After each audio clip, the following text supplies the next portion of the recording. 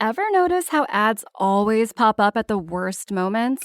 When the killer's identity is about to be revealed. During that perfect meditation flow. On Amazon Music, we believe in keeping you in the moment. That's why we've got millions of ad-free podcast episodes, so you can stay completely immersed in every story, every reveal, every breath. Download the Amazon Music app and start listening to your favorite podcasts ad-free, included with Prime. Then we'll just talk a little, and then Annie will distract Lindsay. That's when we go upstairs to the first bedroom on the left. You got it? Okay, first I rip your clothes off. Don't rip my blouse. It's expensive, idiot. Then you rip my clothes off. Then we rip Lindsay's clothes off. Yeah, I think I got it. Totally.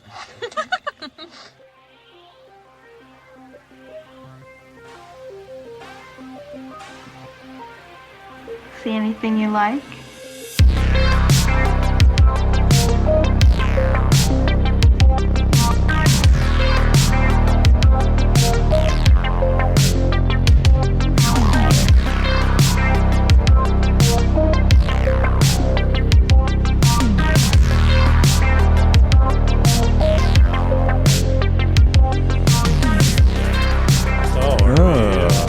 Oh yeah, we've been recording. I got all the hopeless dreams. Episode 16. The horror of 1978. Savage Horror Creeps. Woo! Woo! My name is Corey. Hi, That's Corey. Nate over there. Hello. Victoria's back. Day after her birthday. Hello. And the producer, Josie, is here. I'm here too. Woohoo. In the house. And Sushi has her eyes closed. Sushi. That's Luna. Oops. Yeah, and we got cats. Yeah. Both Sushi. The podcast room is filled with cats. So yeah, how we been?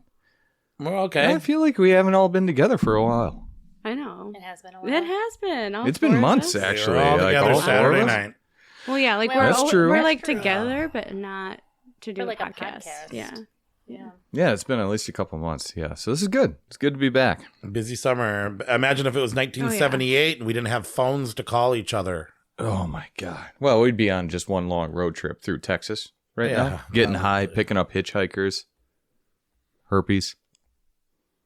Yeah. Oh, no one wants to talk about herpes. Okay, fine. It's a That common wasn't me problem. picking that up. Yeah, okay, You outed yourself. it's a common problem. I don't know. But yeah, so first time ever doing the 70s, 1978. Nate demanded it. Tanner rolled it. We have... Well, I demanded a '70s movie because we haven't done anything from the '70s. So you There's meant a so 70s much good rank, horror. Yeah. Hey, and shout out to Tanner. For rolling an 8. Yeah. Yep. Behind the scenes for people that that don't know, sometimes when we're doing our year episodes, we use what, a D20 and a D10? 2 D10s. 2 D10s. Or a D100 and a D10, and that'll give Right. you the year. And we roll a bunch of them, pick the best one. And other times we've had to do other things. But how many movies did you watch in 1978? In total, ooh, man, it's got to be over 40 for sure. My rank's at 37 Yeah, I saw with half 10 the missed. list, and I must have watched at least 20 for Okay. this one. Yeah, I really tried to bring it for this Yeah, one. watched 37, missed 10, one of them on our list.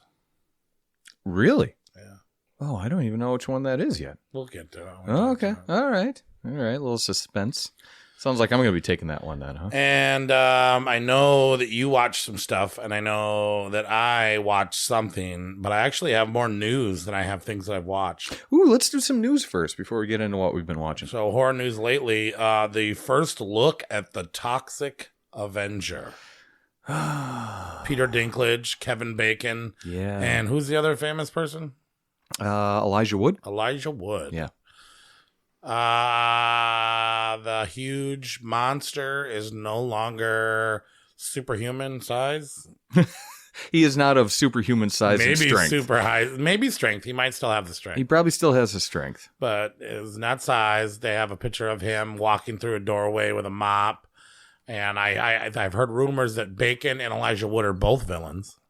Yeah, that would make sense. Well, you're only going to have the one the Toxic Avenger is going to be the hero, right? Right. And Well, then he you're might gonna have a sidekick. You know, you never know. Yeah, maybe. Do you think Claire's going to be in it? Claire's got to be in it. He's always had a beautiful blonde Who to hang out knows with, what right? these And she's been blind. legendary people will do. Well, yeah, it's Macon Blair, who is the guy that's actually doing the movie. He's He done did some the really Florida good Project. I actually know him from the Florida Project, stuff. Oh, really? So which is not a horror movie. I know him from Blue Ruin, a very, very good movie. He was the main star in Blue Ruin. He's been in so many things since that, but that was when he got his breakout role. He's kind of that Jeremy Saulnier's boy. Yeah. So Jeremy Saulnier did Blue Ruin, Green Room. Green Room. Yeah. Green Room's fantastic. Yeah. Green Room's good. Oh, and I haven't think seen Macon Blue Blair Room. was in that one too, I think, but just bit part. I don't know. The poster art, the original poster art with the Toxic Avenger seal isn't exciting me. The first look picture isn't really exciting me. No. I'm getting a little worried about it. Me being such a trauma fan, maybe, but I don't know.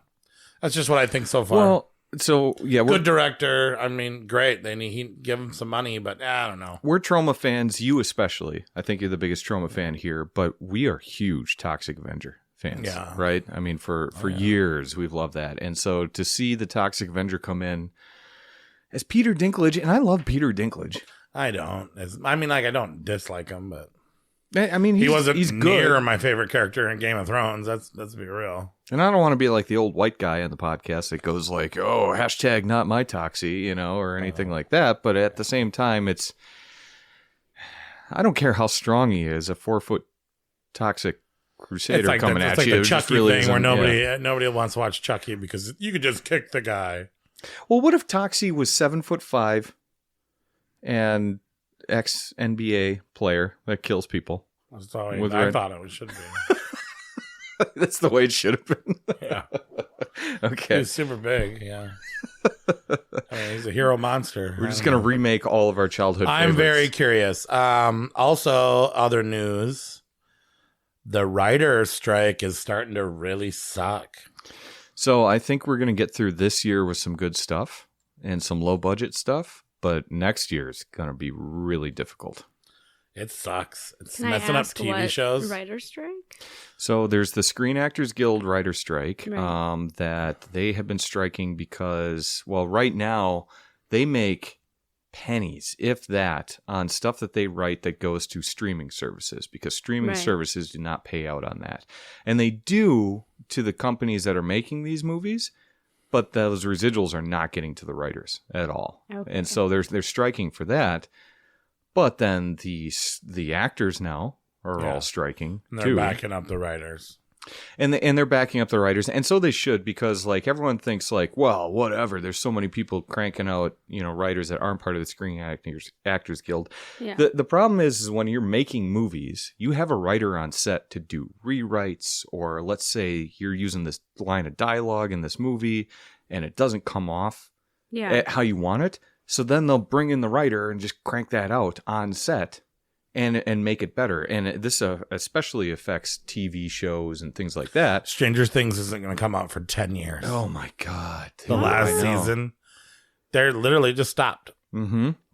Well, Cobra Kai is not coming out this year. The final season of Cobra Kai is not coming out. My daughter's heartbroken. I don't know. I am too, honestly, because that's a great show. I don't know if you're They're starting to announce all these shows that we've been waiting for to come out the end of this year and next year that are now completely halted and not happening. Yeah, and I don't know if you're a Yellowstone fan or anything like that, I've never but there's watched it. been a lot of people that are, and there's already been turmoil with Kevin Costner leaving the show, and then they're going to try and figure out how to end it. And now there's not going to be an ending, so they're just going to leave it on this weird. It's going to be like cliffhanger. every end of every TV show that you ever loved is going to end like the last season of Game of Thrones. It could end up like that. So writers play, and you know what? I'm still on their side. Well, right. I yeah, like good for them, Yeah. obviously, but Yeah. also that kind of sucks. It sucks for all us. Yeah, that's taking in that. We just that had stuff. to do this with COVID when they couldn't film movies because you could only have 2 people in a room. Mm-hmm. And now What I do think is going I to don't- happen though. I'll write something for pennies though. Well, so here's the thing: is you're going to have a lot of emerging people, because look, you're going to have a lot of people, like new talent, emerge from this, like there always is. Yeah. But then you're also going to have writers that now have time to be by themselves. And they're saying they're not writing and they're not doing shit, but they're doing shit on their side, right? They're doing some stuff, and they actually might be able to put quality in there rather than quantity. So you might have some like really good shit that comes out in 2, 3, 4 years from now. Yeah, then we'll have a renaissance, an art renaissance, but still. Maybe even 5 years, though, because really when the we're strike doing the ends, podcast now, we need content. Yeah, exactly. And when the strike ends, it's going to be all that shit that people wanted for the last year to like hurry up and finish, like the Stranger Things and all the Cobra Kais. So we're going to get that big in that first year or two. But those Stranger Things kids are going to be fucking 50 years old. Well, that's the thing. I was going to say, God, Sonny's going to be, 15 when the last season comes out? And see, and that's what's going to suck about it is you got to write your way out of that, too. So it's going to be that, well, we all fell into a portal all of a sudden and aged 10 years, and we don't know where we've been. And it's like, Vecna aged us. Oh, my God. That's how we knew he was back. Mm-hmm. Yeah, it's going to be bad. So I don't know. We smoked some really weird weed, and now we look like this. I hope they figure it out soon, but from everything... I can write my way out of it. Everything that I've heard, it's not going to come to a head anytime soon. No. Yep, we're screwed. Yep. So... Just so you know, I saw Blue Beetle. It's not a horror movie. Now, this is Marvel or DC? Because I'm not familiar with Blue Beetle. So this is the first movie of the new look it up. DC thing, and Ray wanted to go see it because Miguel is Blue Beetle from Cobra Kai. Oh, cool. And it's a Latin American superhero movie about a kid that goes to college and he's still poor. And his family is weird and almost is weird and goofy, and it's silly. And then, Blue Beetle, he gets a little beetle from this Brazilian chick, and she says, "Don't touch it." He touches it, and he's pretty much Iron Man and Venom. It's a symbiotic bug robot that turns him into Iron Man. So it's like if you mix Venom and Iron Man together, you have Blue Beetle. It had really cool Stranger Things music in it, I'll say. And, Ray thought it was pretty good. Watching the Beetle was all right, but yeah, that's. So, were you familiar with the Blue Beetle before this movie came out? Never heard of it for me. Yeah, Never. No, same. I didn't know what it was, but it was a thing. It was a thing. Mm-hmm. Okay, all right. They actually talk about the old Blue Beetle in the movie, and they find like his old lair, but yeah, it was a DC thing. Okay, was there a movie or any content with Blue Beetle? So this is the first book. No, I know that. But I didn't know if there was ever like a Blue Beetle movie or something from like the fucking 80s or. I mean, pretty much the Tick. Okay, well, the Tick wasn't bad. you say that. It's not the Tick, but he's the same color as the Tick, and he has some of the same powers. But yeah, so I saw that. That was okay. Okay. It wasn't as bad as people say. I think I would have rather saw the Turtles, but I didn't get my way. I want to see Turtles. Oh, and they aren't playing the Turtles after 5:00 in the afternoon. Why not? I don't know. They're still pushing Barbie and. Oh yeah, Barbie's still doing it. Blue Beetle did beat Barbie for like one day, but that was about it. But you saw a movie that I was gonna watch last night, and then I just watched The Fog instead, and I didn't want to pay $25 to rent it or to buy it. Yeah, I'm jealous. You watched it. I had some Amazon credits, so I bought it. So yeah. You use Amazon over Apple? Well, because I had the credits. Oh no. Yeah. He's got credits. I got credits. He's got credits. How do you get Amazon credits? Don't give a shit about 2-day shipping. It's like send it to me whenever you want to, and then I wonder if That's what I say too. I don't have any credits. Do you have Prime? I've never done 2-day shipping. Yeah, I always do 2-day shipping, and then there's there'll be an option where it says, if you don't mind waiting, we'll give you some digital credits. Prime? Yeah, you need Prime for it. I have Prime. I should check. I don't know. Yeah, I mean, it's not on everything that this happens, but like usually if you're buying movies or something like that, especially from Amazon, which I'm surprised you've never run into this, Corey. I buy my movies through Apple. Digitally. But I order like stuff off Amazon that I get disappointed with. It never has a slip cover or anything like that. Maybe they should give me some credits for that. They probably should, yeah. So yeah, The Last Voyage of the Demeter, you beat us to the punch. Yeah. Okay, It's so not as good as you thought it was, is it? no, it's exactly Do what not I thought it spoil was. it. Okay. I won't spoil it because Okay. it's a new movie. We don't Spoiler spoil free. new movies here. I do sometimes, like just a little bit. You try hard. You Penis try monster. hard. You know what? I'm going to leave that one in though. But no, it's exactly what you think it's going to be, which is we all know that it's the one chapter from Bram Stoker's Dracula story Mhm. about where Dracula is getting transported to Carfax Abbey in London, England. And he's on the ship, and He's gotta eat. in the story, the ship arrives empty, except for all the cargo, and so it's the actual story of that, and it's exactly what I wanted, which is Dracula on a boat, killing sailors. Looks fucking great. Like it looks really Monster's good. cool. Monster is a monster. It's not some like sexy Dracula. It's not Tom Cruise. It's not Brad Pitt. You know, it's a monstrous. Nosferatu. It's closer to a naked, the vampire from It's like Salem, William Salem's Dafoe Lot. without his clothes Yeah. on and no makeup. Yeah. Oh my It god. is, yeah, it's butt naked Willem Dafoe. Willem Dafoe. But yeah, it's he's there's some brutal deaths. He looks creepy. He looks creepy as in the shit. trailer. There's some really good scenes. Like there's some good sequences in the film. Like the set design is awesome. At the same time, it's almost 2 hours long. It's primarily a movie where he's just killing people on a boat. You know, it's kind of I'm still excited to see it. it's yeah. it's good. It's worth your time. It's Knock not at going to the be. Cabin or this one. Ooh. Okay. Right now, I'm gonna go Knock at the Cabin because of the I knew it. more of the original storyline of it. Okay. But this movie looks great. But I it's could have guessed also that without a crystal ball. look, it's just very straightforward. It's just Dracula killing Yeah. sailors on there, and it gives you the goods that you want, and it's fun and it's well done. It's well shot. It looks great. But at the end of the day, it's just kind of like it's. Yeah, have you ever it's a- noticed it's a something about 2 hour new movies that none of these feel like cult classics? Yeah, I have noticed that. Yeah. Like maybe they didn't know that the cult classics would be cult classics back then, but I feel like Well, they did. and like we've talked about Frankenhooker on this podcast, right?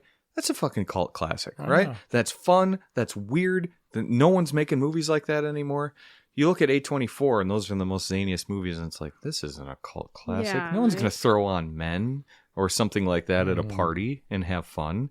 You know, like, yeah, it's odd, but no, Last Voyage of the Demeter, I gave it 3.25 out of 5.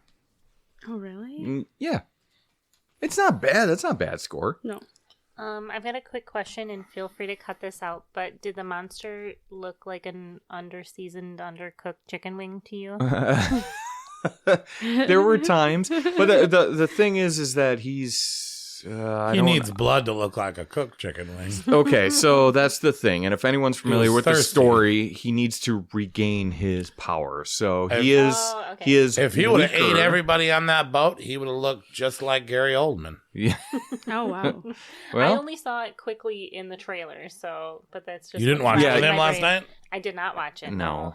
I was down here. I threw it up on the big screen. I'm like, I fucking paid money for this. Let's do it. But yeah, you saw the early on Dracula, which was, Okay. It gets better. It wasn't his best representation. No, that's he And does he's look got, like an his uncooked. arms, his bat yeah. wings out, and It's like a waterlogged chicken wing Like in a the chicken front. Water. Chicken wing. A hot dog that's been Yeah. boiling for too long. He's all split down the sides. Kill me. But yeah, that was really the. Oh no, that I watched something else too. Actually, Twisted Metal on I Peacock. watched the first episode, and What is that? Uh, I'm so far behind. it's a in the video game times. show. It is a video Oh. game show, so there should be Oh. You right never up your played alley. Twisted Metal? Is it like Mystic Quest? No. No, not at all. Oh. So it was It's an ice cream truck. one of the many. So it's basically I don't know what was, How Derby young in a are you that game, you don't know right? what Twisted Metal is? PlayStation 1, most popular game. Hmm. Cars driving around killing each other. it is one of God. those iconic Twisted games. Metal. I don't.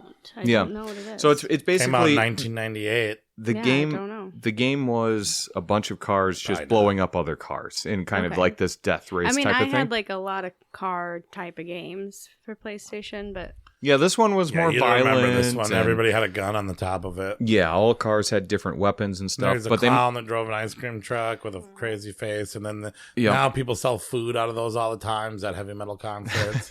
they And there's do. that repetitive ad on TikTok of the Ronald McDonald chick that has a Twisted Metal thing. But at the end of the day, it was a video game that's basically about cars blowing up other cars. Yeah. You know, and I'm like, so I was intrigued because I'm like, And how are they then going to make a got- show They out got of this? Captain America, aka Papa Doc from 8 Mile. Anthony Mackie. Yes. Yeah. Yep. Anthony His real Mackie's- name's Clarence. So yeah, Anthony Mackie is the main star of it, and then the one badass chick cop from Brooklyn Nine-Nine, if anyone's seen that show. Sandberg, but I never watched it. And then there's like Thomas Hayden Church, which you've seen him in a bunch of things. Okay, so anyway, actually really fun if you don't take it seriously. It's funny, it's over the top gory. The first 2 episodes of the show I think are the worst. Yeah, I didn't watch Of- that for the first. Because, I remember you saying that, and I'm like, no, actually, they were the worst. And I looked on IMDb, and they were the lowest rated of the whole series. Once it gets into it, super fun. I think it's only like 28 minutes an episode, too. So it's like really super fast to binge it. Only 10 episodes. I was really surprised by taking something that has such little story and turning it into actually a fun show that I think they've already renewed it for a second season. Wow. We'll see it in 3 years then when the writers go. Yeah, that's a problem. Yep. We can't look forward to anything anymore. But yeah, Twisted Metal. Yep. Appropriate from our last thing. But Peacock? Check it out. Yeah, it's on NBC Peacock. And then Last Voyage of Demeter still in theaters at this time, but just hit streaming a couple days ago. Yeah. It's Peacock. Not a hard C. It's like peaking. Peacock. Peacock? Yeah. Peacock. Mm. Peacock. Sounds. I don't think I agree with that. It sounds like an kidding. accent, like a French Just accent. kidding. Peacock. Peacock. We got a little list- girl watching on the Peacock. And then we got a listener's email, right? We do. Have you guys not watched anything? I feel like we haven't all been I together. don't. I've been I've so been busy so- and We like even saw school Barbie stuff. recently. We did see Barbie. saw We've Barbie. talked about Barbie 3 times. Oh, on the have you? So podcast. sorry. Christ. I haven't seen it. Nate so and I don't saw spoil it. Oppenheimer. Yeah. Talked about Oh, that 3 yeah. times. Yeah. Um, I mean, Anthony 2. and Jacoby gave lengthily. But yeah, what did you Oh, guys whoops. think? I thought it was good. Yeah, I liked it. Barbie? Yeah, which one were we Oh, talking well about? said. Yeah. Yeah. It was good. All right, move Fucking on. came in. Well, out no, of I didn't mean to do right that. field. You know? Nailed it. Yeah. Mhm. No. But I am Barbied out, dude. Yeah. I'm Yeah. Fair. That's fair. Yeah, we can move on. I guess. Yeah. It's what can be said about those movies that hasn't already been. boring physicist. Barbenheimer. If I got to listen to that one more time. Boring physicist. And, Also, don't do Disagree. Barbenheimer. And Don't do girls- Barbenheimer. That's who has Stupid. 18 hours. Right. It's to way too literally long. Your whole day. Saw Patrol's going to be way better. Yeah, and Barbie seems like a fun movie, and It is. It's You'll love funny. it a lot, actually. And then you go into like a hardcore drama like Oppenheimer, Yeah. and it's good. Don't get me wrong, but two different. I just movies. couldn't sit there for 5 hours. Yeah. Don't do Barbenheimer. But yeah. Anyway, so no one saw anything else. No. Okay. I don't think so. Do you want to go into listener emails? Yeah. So if you ever want to get a hold of us, savagehorrorcreeps@gmail.com. We are very open to reading your messages. You can message us on Facebook or Instagram or Twitter too. We'll get them there. Is it Whatever you X want to now? say, Do you we have can. to pimp the X logo now? I don't know. The Like, X. Instead of logo. Twitter. It's called X instead of Twitter now because Elon What? Musk changed Since it. when? I don't know. God, I don't Oh. even know Yeah, what's where have you going been, girl? on in this You know, world fuck right Twitter now. X, just Facebook, It's called Gmail. X? Yeah, Wow. Facebook at Savage Horror I'm not Creeps. a Twitter person, so So what's a Um, tweet? it's a Twex. So a tweet. Yeah, like how you gonna It's an change tweet? X. A tweet? Yeah, Elon Musk did change it to something or another.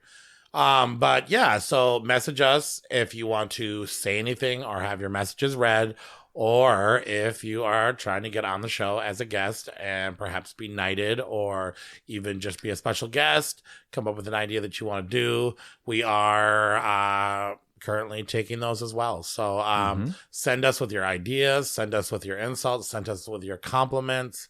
And yeah, we got one this week. Yeah, we got one email this week from listener Jess, who we all know because she's emailed in before, right? So, hello again, Jess. And she says, hi, everyone. I'm not going to do a Jess impression. She got mad about that last She week. did. Well, your impression was stupid. Yeah, well, I did that last time, yeah. too. But he remembered it exactly. That's Yeah. the same way. It's not going to be So any that is better. like a true thing that he hears in his head, I think. Yeah, it's the sound of her voice. Anyway, so she emails in and says, "Witches, please. Hi, everyone. Thank you, Nate, for defending 13 Ghosts." So, first time listeners, we talked about 13 Ghosts in the 2001 horror a couple episodes ago, right? So, I wasn't also on mentioned that one. The TV show is for real. That is not a joke. That is really happening. I know, I saw that. Yeah, I'm pretty excited about that one, actually. You probably not so much, but so yeah. I'll watch the naked chick with a knife episode. Corey and Anthony. and Anthony, Savage Horror Creep favorite, Anthony was on the 2001 podcast a couple episodes ago. And then when I came back to the studio, we did Killer Cars last episode, but I had to defend 13 Ghosts because I think it's way better than what you guys gave it credit for. You did not have to. I wanted You to. did defend it. I wanted to. And so here is Jess, a listener, saying, "Thank you, Nate, for defending 13 Ghosts. I was shocked with all the hate it was getting. I loved the design of the ghosts, the setting of the house, and of course, Matthew Lillard, which stand out in that movie. Didn't you hate him, Corey?" I said I wanted him to die. Well, And which is but I don't which is necessarily even- hate him. No, I love Matthew Lillard. I said I even wanted Matthew Lillard to die. That movie sucked so bad that it made a character that I like. Oh, like a pity kill? Like no, a pity I just death like for him? everything about that movie fucking sucked. Okay. Well, it's funny because Jess's next line is, "Corey is such a hater." Yeah, Jess. I want to give props to Jacoby. So we had listener Jacoby on the last episode too. Incredibly cool guest. Did a great job and knows a ton about cars too, even though he plays modest and he says he doesn't know about cars, but he's got some... No, he said he knew about cars. Yeah. I'm just kidding. Yeah. But no, so Jacoby was on last episode too, talking about killer cars. But yeah, I wanted to give props to Jacoby for being an awesome special guest last episode. I don't know much about cars, so thought that wouldn't be the best episode for me. His passion and knowledge about cars really hooked me in. I was also glad to see The Hitcher make it high on the list, which Hitcher is a great movie. It should definitely for sure. But then Jess comes in with a suggestion that I gotta be honest, I'm pretty on board with this one. Can we get a witches episode? Yes, please. Me and her have talked about it all the time. A witches actually. episode. And then she includes a picture of a sacrifice that we could make in order to get a witches episode, which is, "I'm including a picture of my kitten as a bribe for making this happen." We can kill her A cat if we do it. sacrifice? Yes. She did not use that word. Not Would you a real no? sacrifice. Well, why would she include this in the picture if she She didn't said want we can kill No, her cat. that's to her- destroy Oh, that wouldn't thing? that be? We can No. kill that cat if we do a witches episode No. next week. I mean, she didn't come out and say it, but I can read between the lines. She said that she's willing to do that. She if probably that- said, and also, here's my new fur kitten. I'm including a picture of my kitten, aka sacrifice, as a sacrifice. bribe for So Oh my gosh, she did not. Jess. okay. Well, anyway, What if we just like shave it and humiliate it and don't even kill it? then what? Maybe kills itself. I don't want to live anymore. There's not one kind of way to sacrifice an animal. Just Shame it. no, you seriously can make somebody so sad that the gods will be appeased. You can scare somebody so bad, and you can have Satan do bidding for you. Oh, okay. I know. I'm, God, satanic witch. well, see, Jess, you did this. So, yeah, a couple things. That's a Couple good things idea. about her email. I'm down with witches. Witches is a great topic. I And don't The think Witch, there's enough Lords good. of Salem, Summer of Fear, Suspiria. Suspiria. Well, you got the Three Mothers trilogy, really. That's a whole witch thing. The Witches were that with that Angelica Houston. Yeah. turning kids into rats. Yeah. You got You'd have that big one that big that one. I still haven't really finished because Oh yeah, of Ash. Yeah. Hereditary. Yeah, Hereditary could be argued as a witch film too, for sure. So that I've had witches on my list for a while. It just never seemed. no one makes witches scary. There's a few movies out there. Don't get me wrong, but like Hocus Pocus. But how many vampire movies and shit like that do we get, though? Everyone's doing vampire movies. We just talked about another new vampire movie, right? Another new Dracula movie, not even a vampire movie. You know, so we get Dracula, vampires. Well, the problem is, you got Dracula, you got Frankenstein as a Because zombie. witches are real. Who's the most famous one witch? The Sanderson sisters? Yeah. I feel Who's like the real better-known witches witch? out there are going to be very upset that we The just... Wicked Witch of the West? Do we have to do Wizard of Oz? Maybe. I don't know. We could- She is There's a pretty. lot of fun trivia with that She is film, a big. so- Yeah, she's a big witch. Was Maleficent a Who's witch? the green witch? What's that one from? The Wicked Witch? Wicked. The Wicked Yeah. Witch. I was Yeah, thinking of the the White Witch. Never mind. Wanda? Oh, Yes. Yeah. Yes. yeah. I'm down to do some witch shit. Yeah, witches would be cool, and I don't know how I feel... That Warlock, Jess 1, agreed 2, with and me 3. actually on 13. I don't know how that Warlock, makes me 1, 2, feel and inside, 3. but You can yeah. watch again. No, Oh, yeah. in all seriousness, thank you for reaching out, Jess. Yeah, I think that'd be a Mhm. fun episode. And like Corey said in the beginning of this, if you want to get a hold of us, shoot us an email, savagehorrorcreeps@gmail.com. And then Savage Horror Creeps everywhere else on our socials, Facebook. I'm actually thinking about shutting it down. We've got too many damn suggestions. I called a hater. Got a hate on this You one. got called a hater. Hey, I've been taking shit for weeks now. Yeah. You get called a hater and you're like, it's going down. I'm cutting this out. We're done. All right. 1978. Let's go back in time. Mm-hmm. Nate, tell us what happened in 1978. Yeah, very excited. So, first-time listeners, we'd like to give you a little context to what everyone has experienced back in 1978. So here's a little flavor. Baby Come Back by Player was the #1 song I that actually year. like that song. That's a great song. The #1 movie of that year will not show up on our top 10 list tonight because it was Grease. Oh, yeah. 78, really? Do you like Grease, Corey? I like John Travolta back then. Do you like 70s Travolta? So, Yeah, like what, like Carrie? Okay, all right. Grease. Garfield the Cat comes out for the first time in a comic strip. That was a personal favorite of mine when I was growing up. I bet it was. Why? You don't like Garfield? No. Oh, wow, there's scary eyes coming from across the room. Actually, at that's me. a good costume for you. I could see you being a lasagna eating menace of a cat. I just sleep liked and Ollie. eat lasagna, and I. Complain and hurt people's feelings. You know what? I wasn't on board with it until you just No, said you that. are. So I just said that last part. He's Yep, like, yep. mhm. You would be a Drunk good Garfield would be you'd be perfect. a good Garfield. I hate Cosplay. Mondays. Yeah, so Garfield comes out for the first time in a comic strip. The first baby was born from IVF in the UK, giving way to the name the test tube baby. Hell yeah. So science is advancing. And speaking of science, the first female astronauts come to NASA ever. 1978 before we got a female astronaut. That's kind of crazy. We made it to the moon in what, 69? So Well, if you see the way women were treated in these movies, you might not think that's so weird.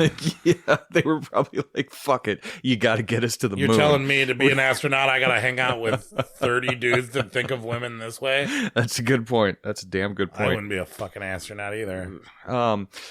All right. And then a bunch of teachers around the U.S. went on strike due to unfair wages and conditions. So that was a big deal, big, apparently. yeah. Yeah. That was So that extended a summer break for kids, which I don't think a single kid gave a shit about. But yeah, teachers went on strike for a while. And then perhaps the biggest thing is the Jonestown massacre happens. So. Yeah. For know people that is. that don't know, Jim Jones was a leader of the cult called the People's Temple. Yeah. They were big in California, but they were They like, drink the Kool-Aid?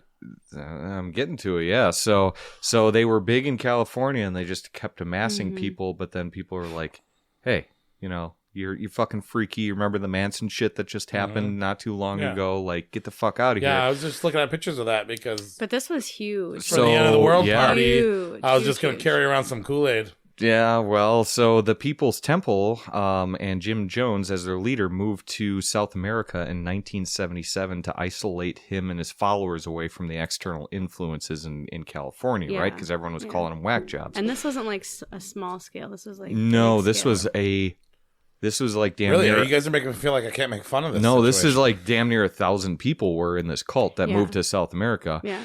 And many in the cult began growing tired after being in South America, missing their families. The living conditions were really shitty down there. Yeah, He really didn't sick. treat them very well because Right. he got that power hungry. So he'd sleep with everyone's wives and crazy shit like he that. immediately switched from being this like super kind, generous, loving, welcoming person to being like this monster. Isn't Yeah. that Well, I mean, Isn't and that that's what like a cult leader does? That's kind of, Yeah. exactly Yeah. what every cult leader does. And so after many in the cult began growing tired of the strange and horrid conditions that they faced under the direction of Jim Jones, many reached out to American ambassadors in South America, including congressmen that were trying to get these people to come home, to bring them home.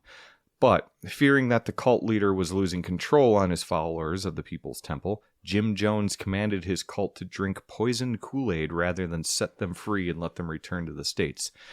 Many chose willingly to drink the poison, however, many were found to be forced to drink the Kool-Aid as well. At the end of the mass suicide, over 900 people died, of which 300 were children. Isn't that nuts? 900 people. That's committed where the mass suicide. expression "don't drink the Kool-Aid" or "he didn't drink the Kool-Aid" came from. Right.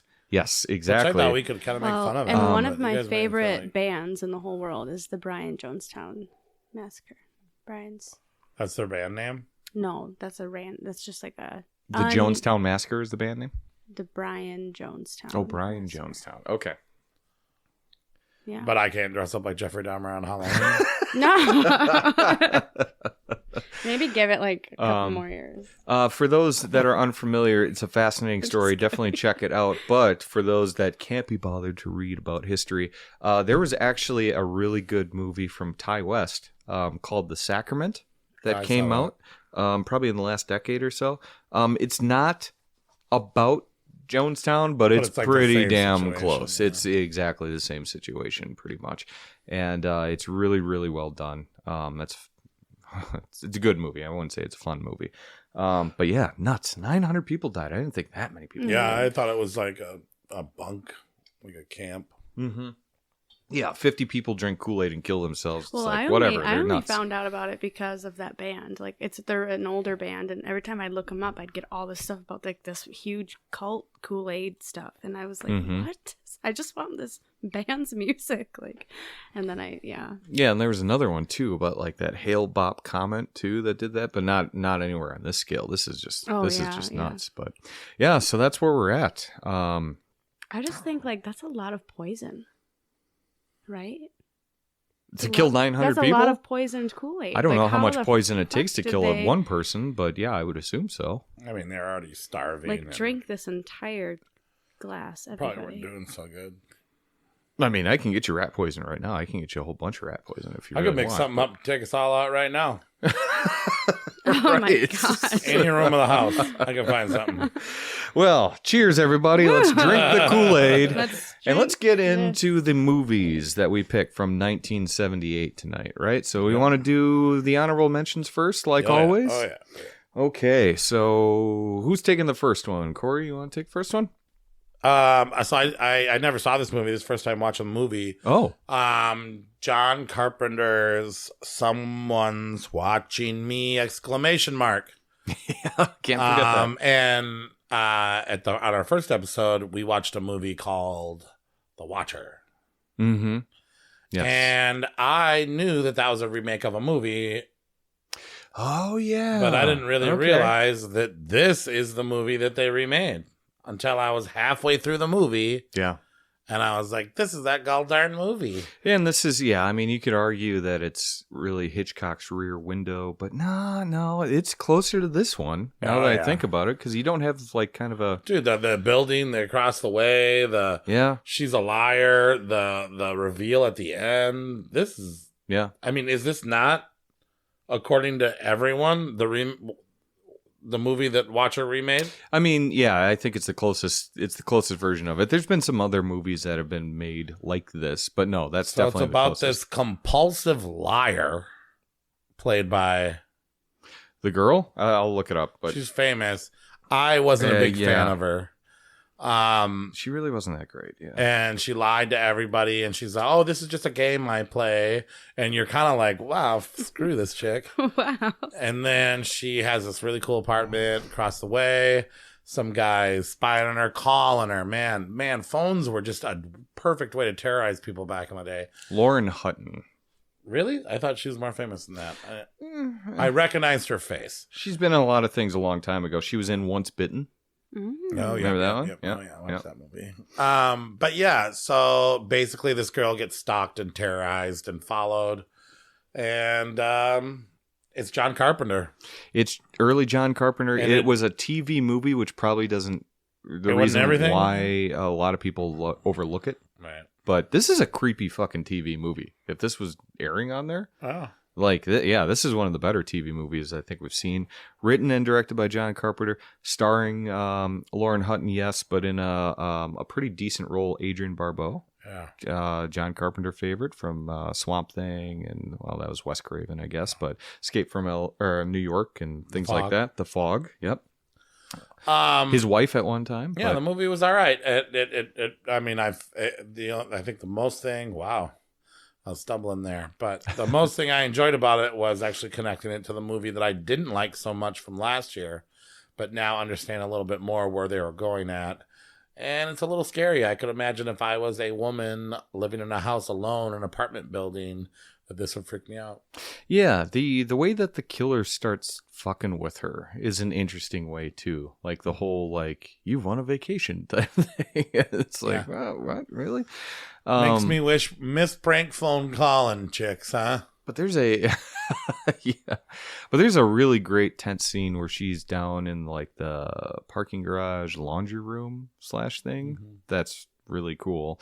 There's some good stuff. And this movie isn't black and white, but when you think back on it, you remember it as black and white, right? I could see that. Yeah, I mean, it feels like it's drab. Because it's a TV movie. It feels more like an early '60s black and white thriller. But it's got some very suspenseful stuff. And let's be honest, it's Carpenter. Yep. It's early Carpenter. Can't beat that. And this was right along the same time as Halloween, right after, maybe. Yeah. I mean, I think right before, because right I think was it right after? Okay. So, I mean, yeah, it's a big deal. So first shot at the Carpenter tonight. Hopefully we'll talk more about him later on tonight. But yeah, it's a great one. And then honorable mention number 2 was a movie that is legendary. You'll remember the name. You always remember the name. I don't think a lot of people see it. Everybody tells you if you like the Texas Chainsaw Massacre, you'll love this movie. And this is not a first-time watch for me, but it was a first-time watch in a while. And it's the Toolbox Murders. Toolbox Murders. You loved this. I didn't. I did. Yeah, I put this in my top 10. Which for those people that haven't, first-time listeners, what we do is we submit our top 10s. Off the air, and then Corey does a really super fancy algorithm to get a combined, combined top 10. So we call that our Savage top 10. That and then nobody can dispute it. Nope. And so so this one was in my top 10. Honorable mention number 2, but yeah, Toolbox Murders is brutal. Yes. Mean. Yes. Not lighthearted. Murder. Mm-hmm. For murder, shock. So why didn't you like it? That's a really good question, because like I want to get to that one. He's like, if you love Texas Chainsaw Massacre. No, that's what people say. That's why I go into it with an open mind. Like, I do love Texas Chainsaw Massacre, but this feels like it doesn't have I don't need the movie to have a rhyme or reason, but this just felt like smut. First of all, let's say it right now. This is no Texas Chainsaw Massacre. No, not at all. Okay, but a ski mask does not substitute for a dude wearing a dude's face. This encompasses a lot of the things I like about 70s horror, where it's really gritty. It feels real. It's moving at like a different pace than a lot of the movies get in the 80s, especially 90s and 2000s and on. But like even the 80s are faster than this is. This is about a ski mask killer goes to an apartment complex, starts killing a bunch of people. Women. Kidnaps one. Women, yes.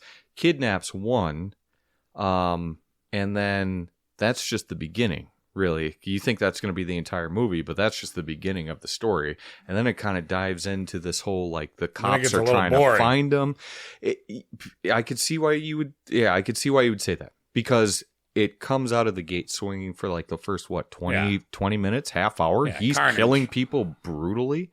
And it's very realistic, too. It's not like the most graphic stuff that you've seen. I don't mean that in a gore way. I mean that in a way that he's killing people, or in a way how they act when he creeps up on them in their apartment. Like, it's just very, like, it's real. It's got this, like, gritty, real feel to it. And watching somebody murder some chick. And yeah, right. And so so it actually worked, because you're saying that it felt Toolbox like kind of snuffy, tools right? Yeah. Could have been more tools in the toolbox. Snuffy, which sounds adorable, but it's the farthest thing from. Not really. Snuffy. It's a little snuffy. You like your murder a little snuffy? A little snuffy. Well, yeah. But no, I could see why you would think it The feels chicks like a are snuff good looking. The chicks did a good job. The acting it does feel real. But yeah, it was a big bang. Oh, wow. I like this. Why am I watching this? And then it's like boring. And then it's like, then it goes after the killer, which I didn't expect to just see the killer. Yeah. Halfway through the movie, and he's just at his home with the girl that he's kidnapped from the apartments, and then the police that are trying to track him down, and then all the stuff that ensues with all that stuff. And then you find out at the end that it was inspired by true stories. I was going to say, it sounds like it's inspired by and it is, and they say it's based on a true story. So the difference between based on a true story and inspired, for the people that don't know, is based is actually something that happened. Inspired is just like, Texas Chainsaw Massacre There was a murder inspired by Ed Gein. Well, Ed Gein just made shit out of body parts. That's the closest thing. Yeah. But this said it was based on a true story. Looking at the trivia and stuff like that, it just doesn't make it seem like it really was based on a whole lot. It's a legendary name, and drive-in classic though. Yeah, when this came out, it was up there with Texas Chainsaw Massacre as the worst. You take a girl on her first date. You watch some guy randomly murder a bunch of hot chicks. Yep. She gets uncomfortable. She feels like she can't say no to a kiss. Then it gets boring. You guys make out the rest of the movie. Yeah, I mean, it's a formula. I don't really want to make out after what I just saw in the first half hour of this, but if she feels like she can't say no to a kiss, then maybe. I also don't want to make out under that context too. Make her kiss you. I was joking. I know I probably sounded serious, but you can see that formula working. Yeah, no, I definitely could. Yeah, and it just feels really real. A lot of people think, and me especially, I thought that Tobe Hooper directed this too in his early years. He directed the remake in, I think, 2006 or something like that. That is Tobe Hooper directed this one. No. 1978. No, he didn't. No, he did the 2004, the remake called Toolbox Murders. It kind of leaves out all the sleaze and and that's. It wasn't very good either. It's not. No, it wasn't. But I mean, he kind of made a blander movie, whereas this one's kind of that gritty, grimy, sleazy. Give it to Eli Roth. We'll be all right. Well, maybe I could see him doing a good job with that. But yeah, you do feel dirty watching this, and that's why I put it in my top 10, because I'm like, this feels like a horror movie. I don't enjoy this right now, But yeah. So Toolbox Murder at honorable mention number 2. Honorable mention number 1. Fits perfect. It's not a full-length film. Nope. It is the student film that Sam Raimi and Bruce Campbell made for Evil Dead, with In the Woods, released 1978. You get to see a fucking 19-year-old Bruce Campbell. And Ellen Sandweiss. Yeah. Yep. Who was also from the movie. Yep. And you get to see a very young, very, very poor quality. Were you able to find a good quality of this? I looked high and low for a good quality of this. There is a There's garbage version on YouTube. Yeah. That gives you a headache, but I'll tell you what, I watched it and I got through it and I appreciated it and I saw the beauty on where they were going with this and how they got to where they are, and it deserves to be right where it is because there's remaster it or something, put it on the special features, right? Put it on a bonus thing. I can't believe it hasn't been on there yet, or even like Evil Dead Rises release on Blu-ray or something. Include this, remastered 30 minutes. It's 35 minutes. Yep. Yeah. And it's shot on like a VHS camera, or at least that's what I think it's the version that we see. Super 8, and it's very low quality. Yeah. It's tough, but you get to see where they're coming from, and I got appreciation for that. And how do you not talk about it when you're covering the year? Well, and this was, 3 years before Evil Dead comes out? Right? 81, yeah. Yeah, and so they made this movie, they passed it around to people, they got some money, and they made one of the greatest movies of all time. Yeah, but for people that, and there's a lot of Evil Dead lovers, especially on this show, to watch this, it's grainy. The first 5 minutes are kind of hard to get through because of the quality of it. But then you start seeing those little things from the Evil Dead, and you're like, oh my God, the flying camera through the woods and the chasing, and then the zombies that pop up, or the final end shot of this movie, which is damn near duplicated in Evil Dead. First film to actually see a director's vision and style. Yeah. Like, we're talking a lot about John Carpenter, too. John Carpenter's first movie, I didn't see John Carpenter in that movie at all. No. But Sam Raimi Dark Star, right? is a special guy. And you knew Sam Raimi the second Sam Raimi started making Sam Raimi movies. And it's a cool watch. And so for Evil Dead fans... it's not going to take you any time. No, 30-minute movie, but it's worth it, especially for Evil Dead fans. I love it. Why are you always laughing at me? I don't know. And don't be fooled by the pictures that you'll see online, because the pictures are much better quality than what you actually get in the video. But they're gonna put it out. They're gonna put out a better quality. I hope so. I don't know. I think the film probably the only reason why it hasn't been done is because it was their student film to help them get money for the Evil Dead, right? Yeah. And so did it for a grade, not a paycheck. I mean, who's gonna keep their student film, right? Probably not a lot of people. Patry's got a couple copies of me. Oh, really? Oh, we got to get him on the podcast. That'd be fun. But yeah, you get to see Bruce Campbell, Sam Raimi directing it, and even Ellen Sandweiss. And you can watch that on YouTube. Sandwich? Witches? What? To go back, you can see Toolbox Murders on AMC. Shudder and AMC. Yes. And Thank you. You can see Someone's Watching Me. You got to pay for that. Someone's Watching Me is it's hard to find. Luckily, I had it in a 4-pack. You're gonna have to pay a price. So I found I rented that fucker for $6. Oh, really? So I realized I had it in a 4-pack, and guess this 4-pack? It's The Hand with Michael Caine. Someone's Watching Me. Deadly Friend, that Wes Craven movie. And then, what was the other one? Eyes of a Stranger, which I've never seen yet. That's a weird one. But that's a solid 4-pack. I don't know. It's like for $5 on Amazon. It's on DVD? Yeah, on DVD.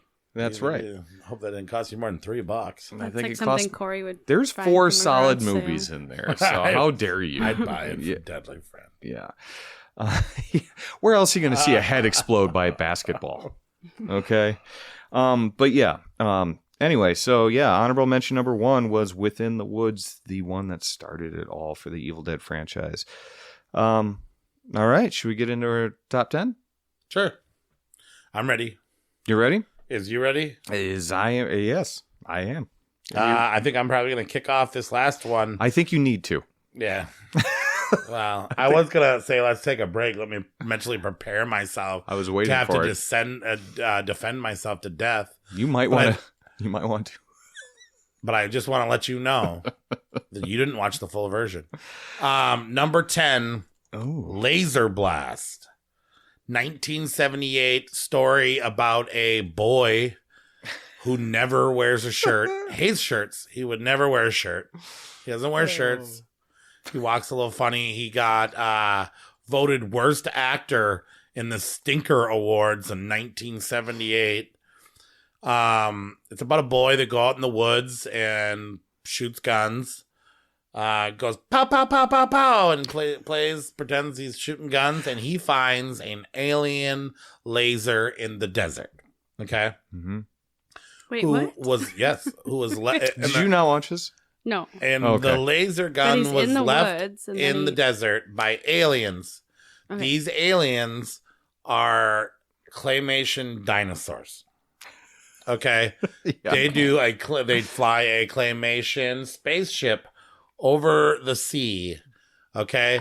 And they look so cool and they sound so funny. So this kid gets this laser. He starts playing with the laser. He puts the laser over his full arm. But this laser now begins to take over his mind, turning him evil, turning his face green, turning his thoughts, his eyebrows become perturbed and very large. He grows monster teeth. And this whole while, there's these dinosaur aliens that are controlling his mind, pushing him towards more evil acts.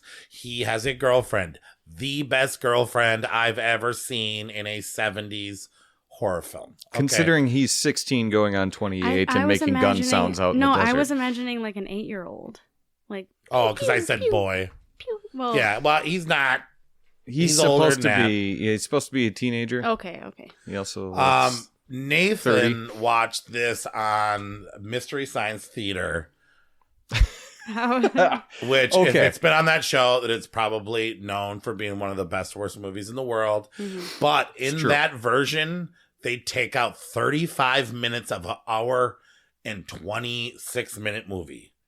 Did you see the movie, Nate? They take out 30 minutes? Well, It took out 30 minutes Well, of that apparently movie. I saw 2/3 of it. What? I didn't know that because I knew actually that it looked was. that up, and I was like, because they just put the stuff to make fun of. If you watch a film, like I watched like Legacy of Blood, 1978, I watched the Elvira's one. And she chimes in and makes fun of it, makes you hate it more. Mystery Science Theater is also convincing you that this movie sucks more than it even does.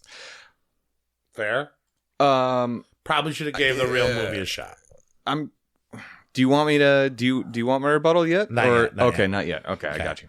I'm being fair. I'm being The nice. laser is cool. The chick is very cool. She's a very good girlfriend. I was like, oh She's a great man, girlfriend. she's a Yeah. great girlfriend.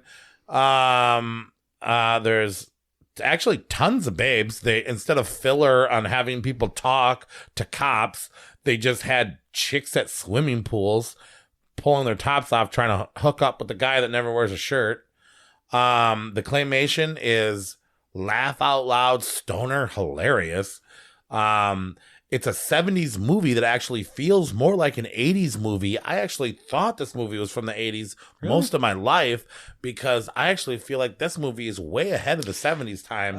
This strikes me as an early 80s movie. Like with the weird aliens and stuff like that. Yeah, I could see that. Yeah, that feels really a- gave me an 80s vibe. Yeah. It's ahead of its time. The first laser was created in the 60s. I was say Laserblast does sound like an 80s thing. Yeah. Yeah, that was big in sci-fi.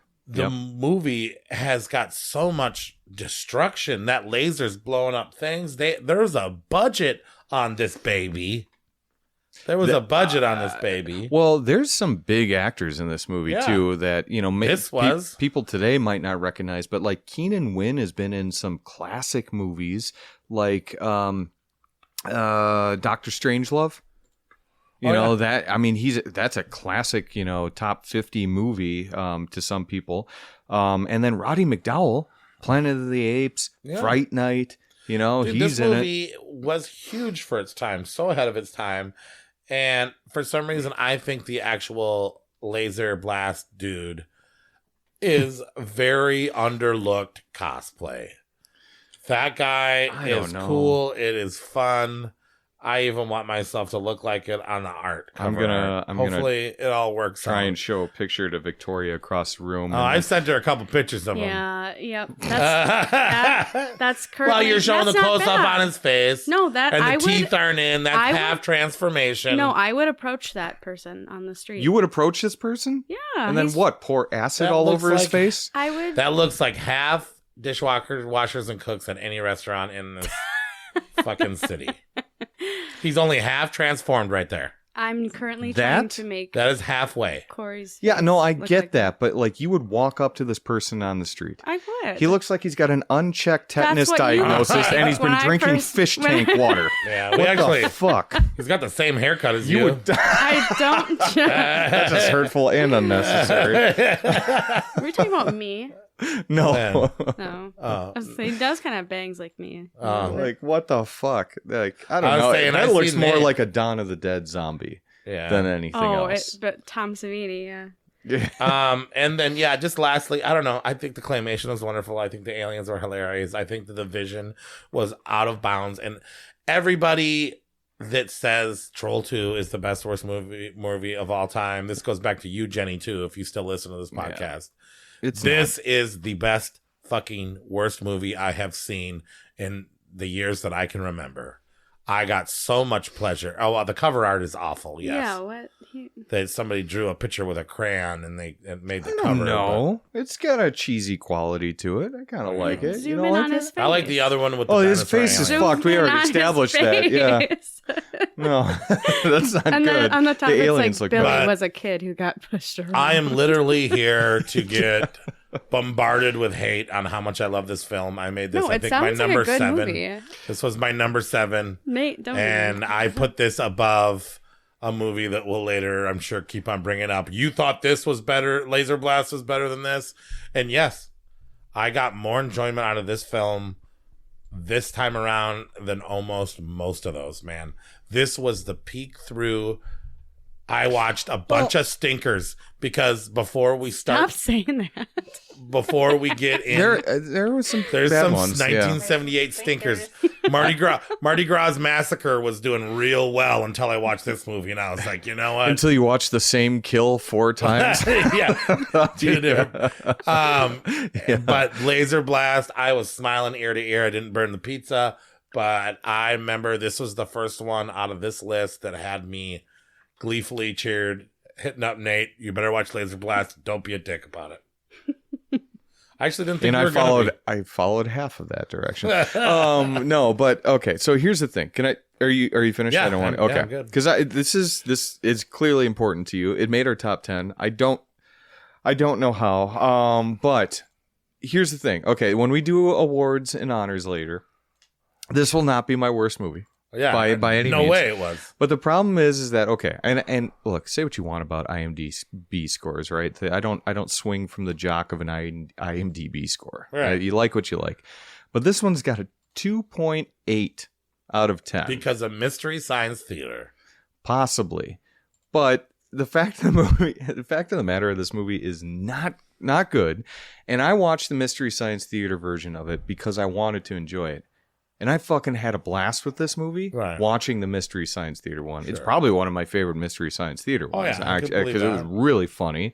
And then the movie itself is fun in tone too, with the aliens, with the stupid laser Yeah. arm, with the fucking Claymation, weird, it's Zombies, aliens. because they have some movies on Mystery Science Theater where it's just kind of like, this is a It's so fucking boring boring, movie, and it's only Now we're enhanced listening by to a bunch of people talk about boringness, like the macabres thing. Yeah, this Mistress is of the not Macabre. one of them. But yeah, I did watch the MSTK 3000 one because I was worried that I wasn't going to enjoy this movie watching it straight. I think you would have liked it more. Okay, so, and here's my thing. See, the problem with you is that you don't have that inner monologue like I do. I don't need to watch Mystery Science Theater to make fun of a movie. I'm doing it in my head already. There's 3 guys up there, and they're doing it. You got a Tom Servo up there? Yeah. dude? Oh. So maybe I want to be a crowbot. Okay, so, all right. So here's my pledge to you. is that I'm going to watch the non-Mystery Science Theater 3001. The full movie, the longest one I could possibly find. Why don't we make everybody watch it on my birthday party? Oh, this would be a great one for a drive-in night. Yeah, this would be actually. Looking at me like we are No. Because like you think about it, you throw this on in like second or third movie when people are just kind of getting tipsy and like, what the fuck is that? When we used to put this up at the bar, the whole time? do you know how many people were like, "What the fuck?" I could see that. This? Yeah, I could see that. I was like, "Laserblast, man." The problem is I'm like sitting down here or something, like I watched The Last Voyage of Demeter last night, right? I'm sitting there, Josie's gone to bed already.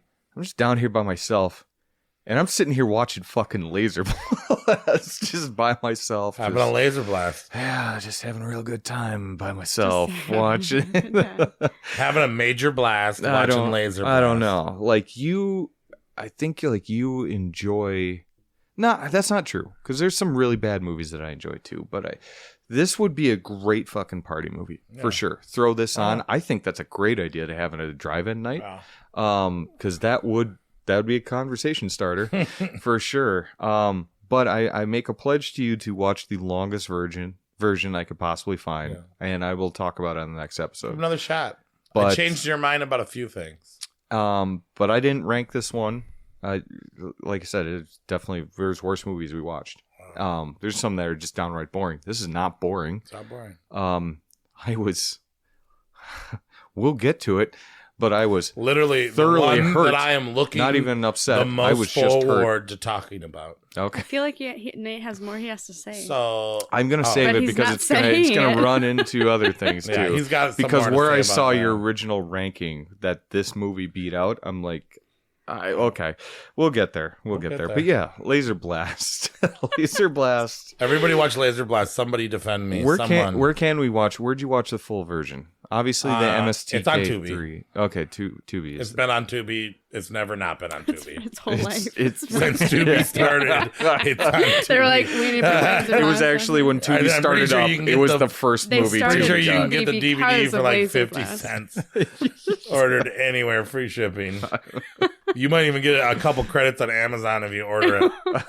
And then it'll be free, and then they'll give you credits. couple credits on Tubi. Yeah, they might pay you to take this But movie. it's a great movie. It sounds fun. It's a I movie. think it should be in a category for like old ass free movies that anybody could do. Like, I think every movie host should host this movie just like they do Night of the Living Dead. I think, yeah. Because this is one of the first sci-fi horror movies of all time, and I don't give a fuck. Dude, it's not boring. I don't give a fuck. It's not boring. It's not boring. I agree with you. And I'm just so sick. I watched so many boring 1978 movies. Yeah. This movie's not fucking boring, and it is funny. No, I agree with that. And the what you said about Troll 2 being an overrated worst movie of all time. Yeah, this would be a way more fun movie than Troll 2. I mean, Troll 2 is kind of wacky too, all in its own right. But yeah, this is why, because it's got fucking Elaine from Seinfeld in there. Yeah, I don't get it. But yeah, so somehow, well, Elaine's in the first one, not the second one. Yeah, but I think that's fun. We should give our listeners some homework. I'm gonna go away from this episode Watch with some Laserblast. homework. It's like an hour 26 minutes. Yep, hour 25 on Tubi. I'm looking If at by the it right first now. time you hear the claymation dinosaur aliens, if you're not into it, just then walk Also, away. how many people have watched Skinamarink? Because so far it's Patry. I still haven't watched it. I'm getting a lot of love from Patry, it. yeah, no, Patry. You know? I was bartending, so I couldn't really talk to him that much, but he was going on and on about how much he was like, I loved that movie. Yeah. And I was And you like, still haven't watched it "You yet." I got the did." Steelbook, And he told me Blu-ray, a lot special of- edition, Oh, fun. sitting on the shelf. The way he specifically, I'm not going to talk about Would Skinamarink. that go in a Kids and Kill episode? Kids that Kill episode? No, I don't think so. But he interpreted that movie in a crazy weird way. Skinamarink. Which and makes I it was even like, better. What? Yep. My mind was blown. God, can we talk about Skinamarink some Okay, more? let's I move know. on. Every Well, fucking I'm episode. sorry. Just for Jim and Vanessa, old time listeners. But anyway, number 9. Another one's probably me. no, I really like this one too. Yeah, it was in my honorable mentions, but that's only because there was just a lot in the top 10. I told you before we started that I had a really tough time ranking like a top 15 Yeah. Because there were a lot of good movies in that top 15. And then once you I actually had a really hard time with the first once you four. get there, like 16 through 40, I'm like, it's bad. There's some real bad ones here. Well, this is another TV movie, which I actually think Laserblast might have been a TV movie too, but I don't know. TV was just coming out. It was a big deal, so it's not that weird for it to be a TV movie. The Car was a TV movie, and that movie's fucking amazing. Wes Craven's Summer of Fear, starring a 19-year-old Linda Blair. Yep. Did you know that she was 4'11" in this movie? Yeah, I 4 feet 11 inches. She's short. With her hair fro, she was about 5'1". Taller than me. She was taller than that. That fro taller than was me. outrageous. I loved it, actually. Yeah, I mean, it's So I'm a huge Linda Blair fan. This was one of the last movies she did before she got deep into exploitation films and started getting really into like Savage Streets, and rape, things like revenge, that. and teen exploitation films, and started showing her naked body and stuff. This is one of the last times you're gonna see Linda Blair in an innocent scenario. And it's very teeny. It's very weird. Fran Dresser is in it as a total fucking fox, right? You remember? Yeah, You can hear the voice a little bit. but yeah, it's definitely. So there's this girl. She Subdued. drives horses. She lives in a house. She's very sweet. She's very kind. She's got a 6'7" boyfriend, and she's 4'11", which makes the guy look like freakishly weirdly It's tall. ridiculous. She's also got a cousin whose family dies. They're coming to live with her, and she's got another guy cousin that she's trying to hook her up with. Yeah. Yep. And he's super into the cousin's cousin. I don't know if it's a cousin's cousin thing or what it is. This girl comes. She looks sad. Her hair. Well, her brother, right? I thought they were. I think don't there was a know. lot of cousins It was going on. it was weird. Yeah. Well, and then she moves in here, gets a makeover. She gets all 80s out, which is another. This is another movie that I think is a little bit 80s for a 70s film. Dad falls in love with it. Mom falls in love with this new cousin. Everybody loves this new cousin besides her, Linda Blair character, who is fishy about this girl's behavior. She finds like a hairy dildo in there in her room, and she's like, what the fuck is this? And it's like, oh, this is some witchcraft stuff, right? Yeah. And her horse tries to kill this girl constantly. Mm-hmm. Yeah, So the animals she's react like, well, the negatively. horse doesn't like this girl, and she's got weird hairy dildos. And the dog growling, Which are like stuff, too. spell-made Yeah. dildos or whatever. And so this girl slowly starts cursing Linda Blair's character and the horse, and everybody starts loving this new girl. This girl steals her boyfriend. This girl kind of hooks up with her other cousin. Pretty sure fucks her dad. Tries to. She's giving him some heavy massages. Yeah. Steals the dress she handmade to go to prom while she curses her with scarring on her face. Goes to the prom with her tall ass boyfriend, steals her, comes back from the prom. It just happened. This is my girlfriend now. Yep. Does a whole bunch of other terrible things to this poor Linda Blair character. And then eventually, and nobody seems to give a fuck about this girl except ruining Linda this Blair. girl's life. And then eventually we find out that she's a witch. Yeah. And she gets the coolest looking fucking contacts I've ever seen. Right? Mhm. With the red on the outside, the blue in the middle, the makeup. She has the power to blow a door into 30 pieces. Yeah. Chases her around. It's a little anticlimactic, but this is like a great witch scream type movie from 1978. Wes Craven took a 3-year break after this and didn't make another movie until what was the movie that he made after this? Deadly Blessings in 1981, which was a movie that we covered that wasn't very good. Sure. But I don't know. Linda Blair, witches, teen drama, great hair. He actually great made Swamp fashion. Thing in 82. Too. Well, but Deadly Blessings was 81. Yes, it was. Yep. You're right. Yep. And then Swamp Thing after that. And then Wes Craven was on. Oh, He was yeah. on. Sorry. He was on. He was on. I love Wes Craven, and we don't give Wes Craven enough love on this show. I actually truly believe that. But We haven't really come across too many of his movies. I mean, just we the bad should. Nightmare on Elm Street is the only thing we talk about Wes Craven when we talk about Wes Craven. Yeah, unfortunately. But But and then Shocker. Shockers.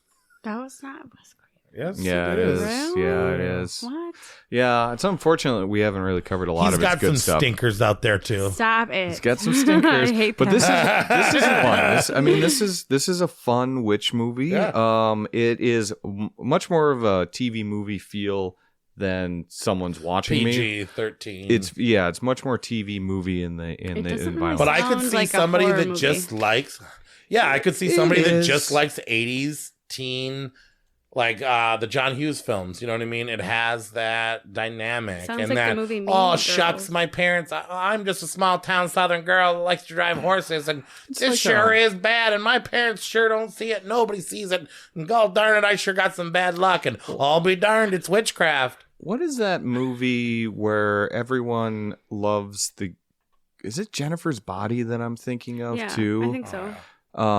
Probably. Where Well, something happened. There's a different movie out there, but like something happens, and now she's the coolest girl, and she's like trying to ruin the other girl's life. Well- That her friend. It's Mean Mean Girls, Girls? all that Yeah, stuff. yeah. There's an actual horror movie that I'm trying to think of outside of Jennifer's Carrie? Body, but same thing. And Carrie, Carrie's kind of Carrie Not doesn't really. get cool though. Yeah. for a minute. Jennifer's body, She's she was fake already kind of cool. so they could pour blood on her. But yeah, so I mean, like this is a fun witch movie. The horror really doesn't come until the end, but you're like, It's just a horse trying to kill a chick, and then now it's all Yeah, it's more of like that kind of like mystery for the first 2/3 of the movie, and then it kind of gets into the witchy horror. But there's towards the some last. spells, and there's that hairy dildo early on. Yeah, Is it's there actually? Is that like a it's reference like to she something? Or made is there like a- actually she a hairy made a dildo? witch thing. But if you were to Oh, look, if okay. you were to watch the film, you'd be like, "What the fuck is that?" And if it truly was a hairy dildo, you'd be like, yeah, no, I'm a witch. yeah, that's not my dildo. That's not my dildo. That's definitely not a dildo. That's a thing I It's a made bone with your hair. It's I a made. That's human a thing I made with your hair. femur that vibrates. Yeah, but it's a really fun movie. It's a TV movie, but it's Wes Craven at the end of the day, and he makes a good one. Not a stinker. Not a stinker. Not a stinker, not a burn the pizza movie. We're gonna do every episode the If I have stinker to report. hear that for the rest I'm gonna do a of new this, bit. like, The stinker report. no, This one is a stinker. absolutely She not. doesn't like the word stinker. But this one, not a stinker. It is our It's number. worse when it is- Nate says it. but it's our number 9. So Summer of Fear, aka what is that? Stranger in the House. Stranger in the House. Yeah. I think you can search everywhere like Tubi for Summer of Fear, but it'll come up as Stranger in the House, and that's the one that you should watch. Yeah. But yeah, good movie. Okay, rolling right along to number 8. That's the one I didn't watch. This is the one you didn't watch at all? You never got around I to watched last night I put in one of those the Omen 2 explained thing, and I watched it, and I got to see the elevator scene and everything like that. Have you seen the first Okay. one? And I skipped Final Conflict when we ran into that year.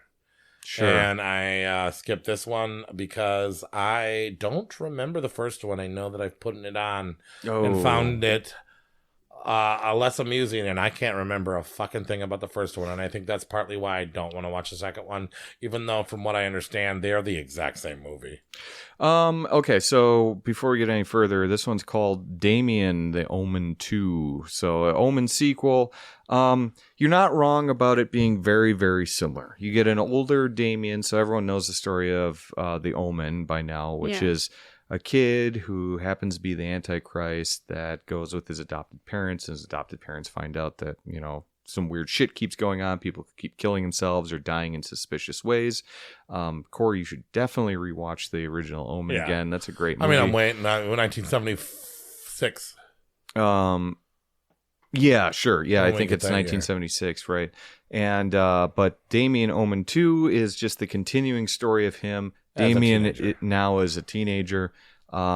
He's in this like wealthy family, so you kind of throughout the series you get to see him rise to power through the trilogy. So he's a boy, he's a teenager, but like an up-and-coming teenager at a posh school, whatever, and then goes into politics, which go figure for the Antichrist, goes into politics in the third one. But this is basically the ongoing story. You're not wrong by saying that the rehash of a teenager doing the things storyline is just like a little bit older version of the Omen 2.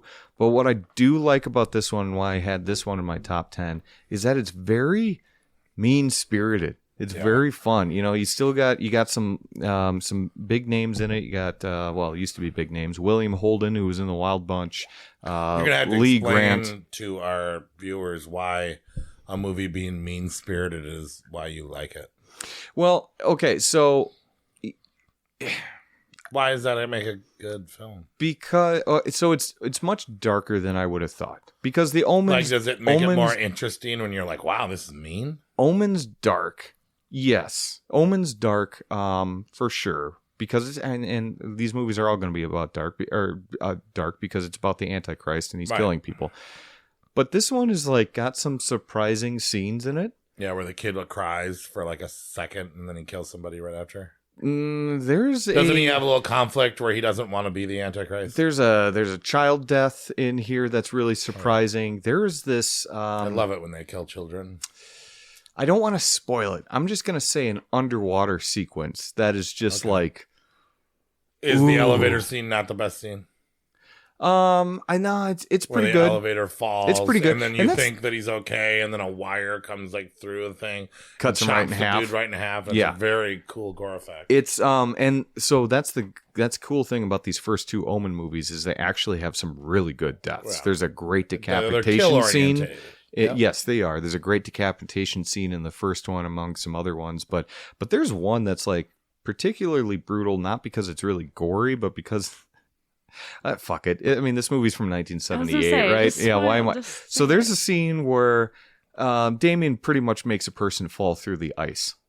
But a bunch of people are ice skating on the ice, and they're watching this person bang on the ice and get swept away by the current. And it's not gory, but it's this person... That your jaw is like...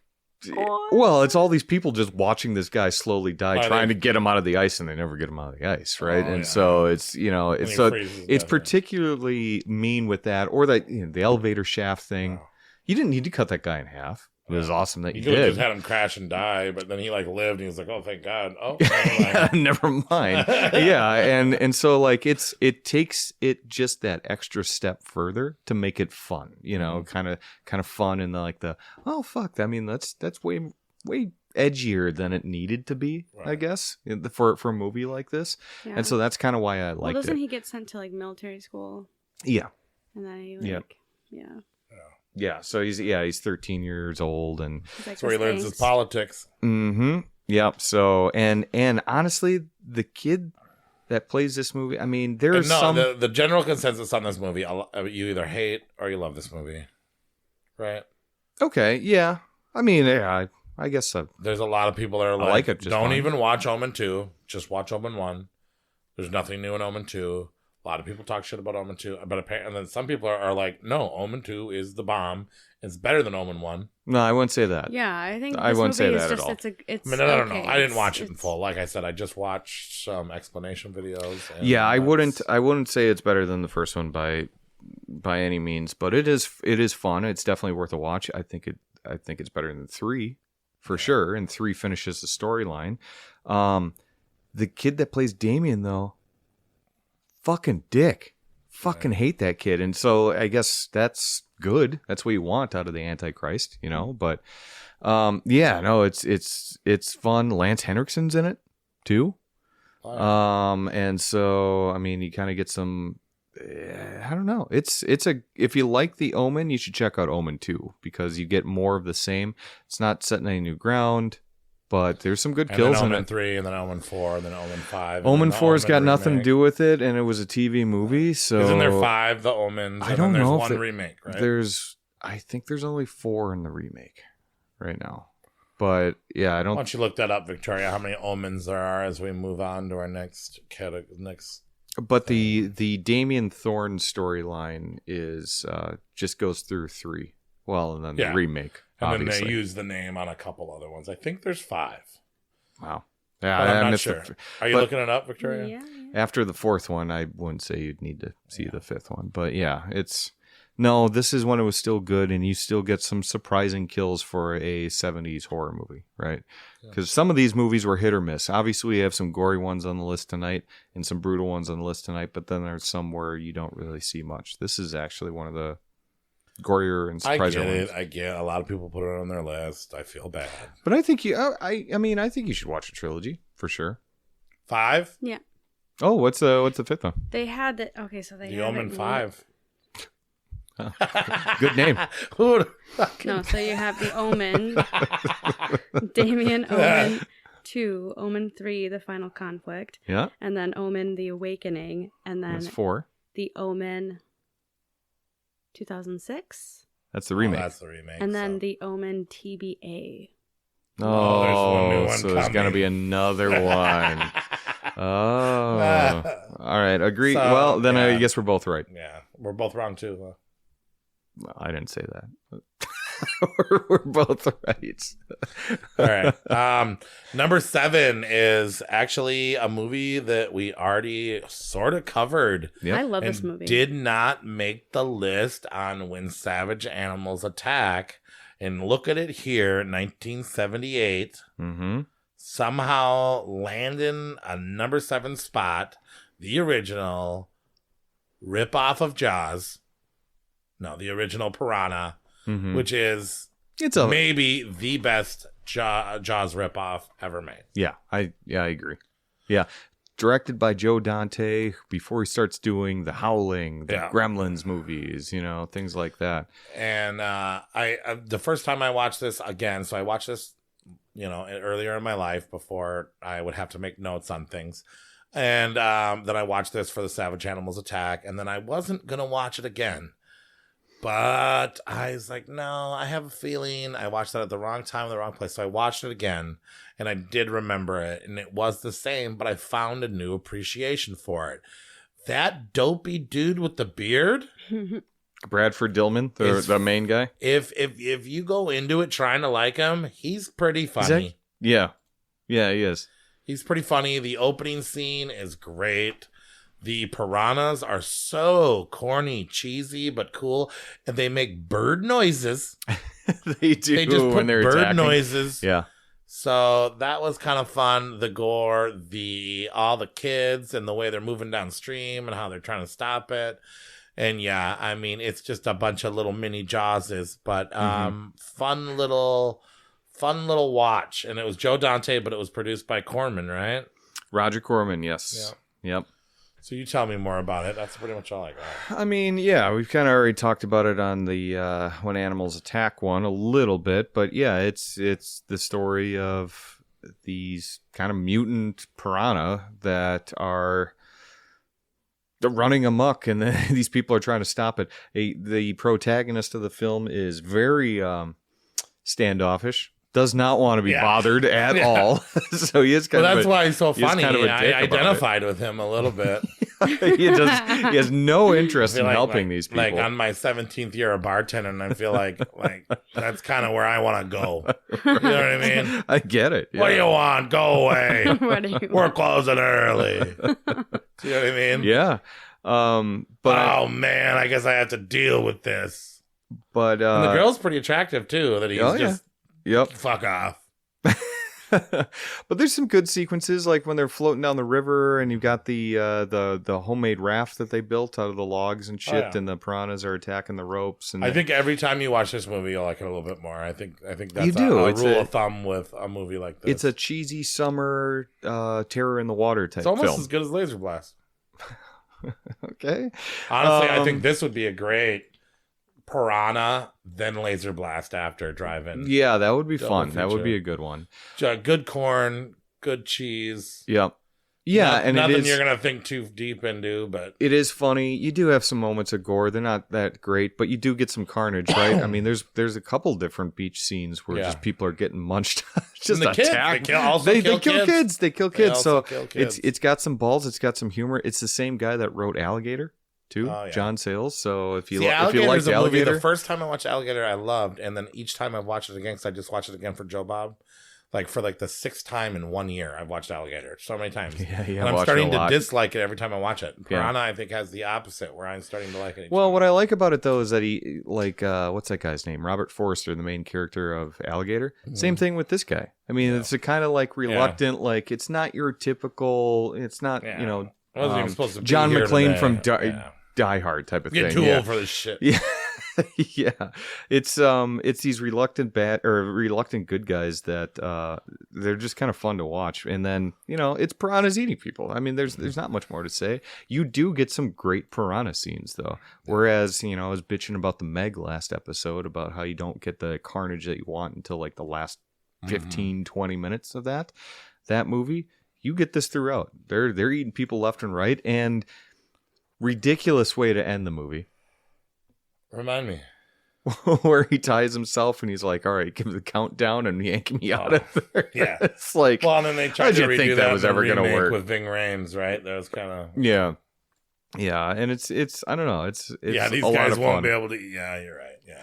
I mean, it's kind of ridiculous, but it's a total popcorn Jaws ripoff type movie. And it's one of the better ones, for sure. I do believe they claim that they did not take any ideas from Jaws, too. But it's the same story. I mean, look at the fucking poster, right? It's a giant piranha Yeah. swimming up underneath the legs of a woman. Yeah. You know, she's on a raft this time around. Yeah. You know, it's It was a Jaws ripoff. let's be honest, right?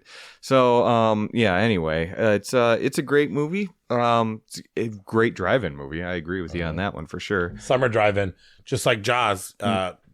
Tubes, screen, Yep, feet dangling in the water. Piranhas Watch will Piranha. get you though. they will. They don't fuck gonna around. get you. I had a friend with some they won't piranhas, and necessarily they were, like you can jump into the Amazon with like thousands of those like red piranhas. I don't think they'd They fuck won't with me. eat you, but if you do, like, so they build. I mean, if they're starving, I bet you they they'd build not their nibble. nests. They're extremely territorial. So like, if you go to where They're- they build in their real life, nest, they're ugly. yeah, They're they'll attack gross you. looking. Wait, ugly. so if you go into their nest in the Amazon? Yeah, so there's like people that live in houses right on the Amazon, Okay. and on the Piranha River, on the Amazon, yeah, and they have to build they build like planks that go over the shallow bits of the water, and you were like, why can't you just walk in it? It's like, you know, it's so shallow, like you don't need to build a plank to walk over it, Mhm. but you need to build a plank to walk over it, because if you dangle even your toe, the piranhas will eat you. Oh, Jesus. And like, there's people who've lost children because, like, you know,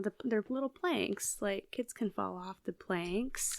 So You this know what is- I mean? This is based on a true story, though. And yeah. Well, I'm just saying, piranhas are like, they won't necessarily attack you, even if they are hungry, even if you were injured, because they kind of, you know, can sense that you're a human. when was the last time you were at the Amazon? No, I just watch River Monsters. Oh, lot. yeah, okay. There you go. Yeah, this would be terrifying.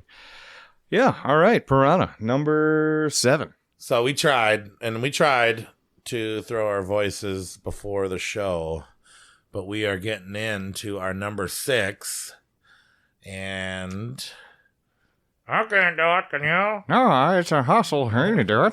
I can kind We of do it. don't. Nobody like videotapes us anyway. So Yeah, I was gonna say, nobody's Yeah. like, you could just pretend that your mouth is Like, just what are these say, "My idiots mouth doing?" is closed But there's a right certain now." way your voice sounds when you're throwing your voice, and it doesn't. It's awesome when they do. Number 6, Magic, the Anthony Hopkins epic. Yes.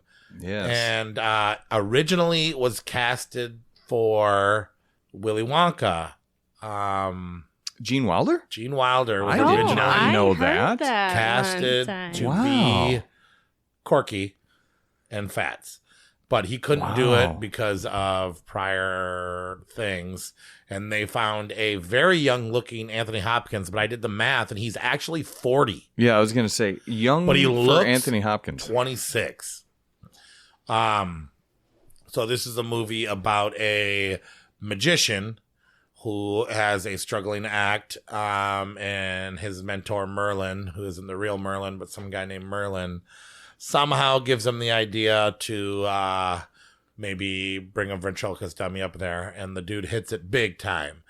He's playing packed casinos. There's the guy from Rocky, who is his agent, who is a fantastic actor. Mick? Yeah.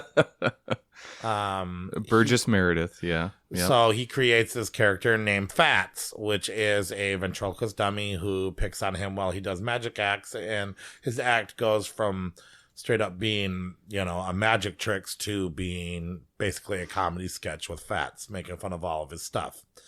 Anthony Hopkins is one hell of a fucking actor, aside from what he does is Van Helsing, besides what he does as Hannibal Lecter, besides what he does in Legends of the Fall.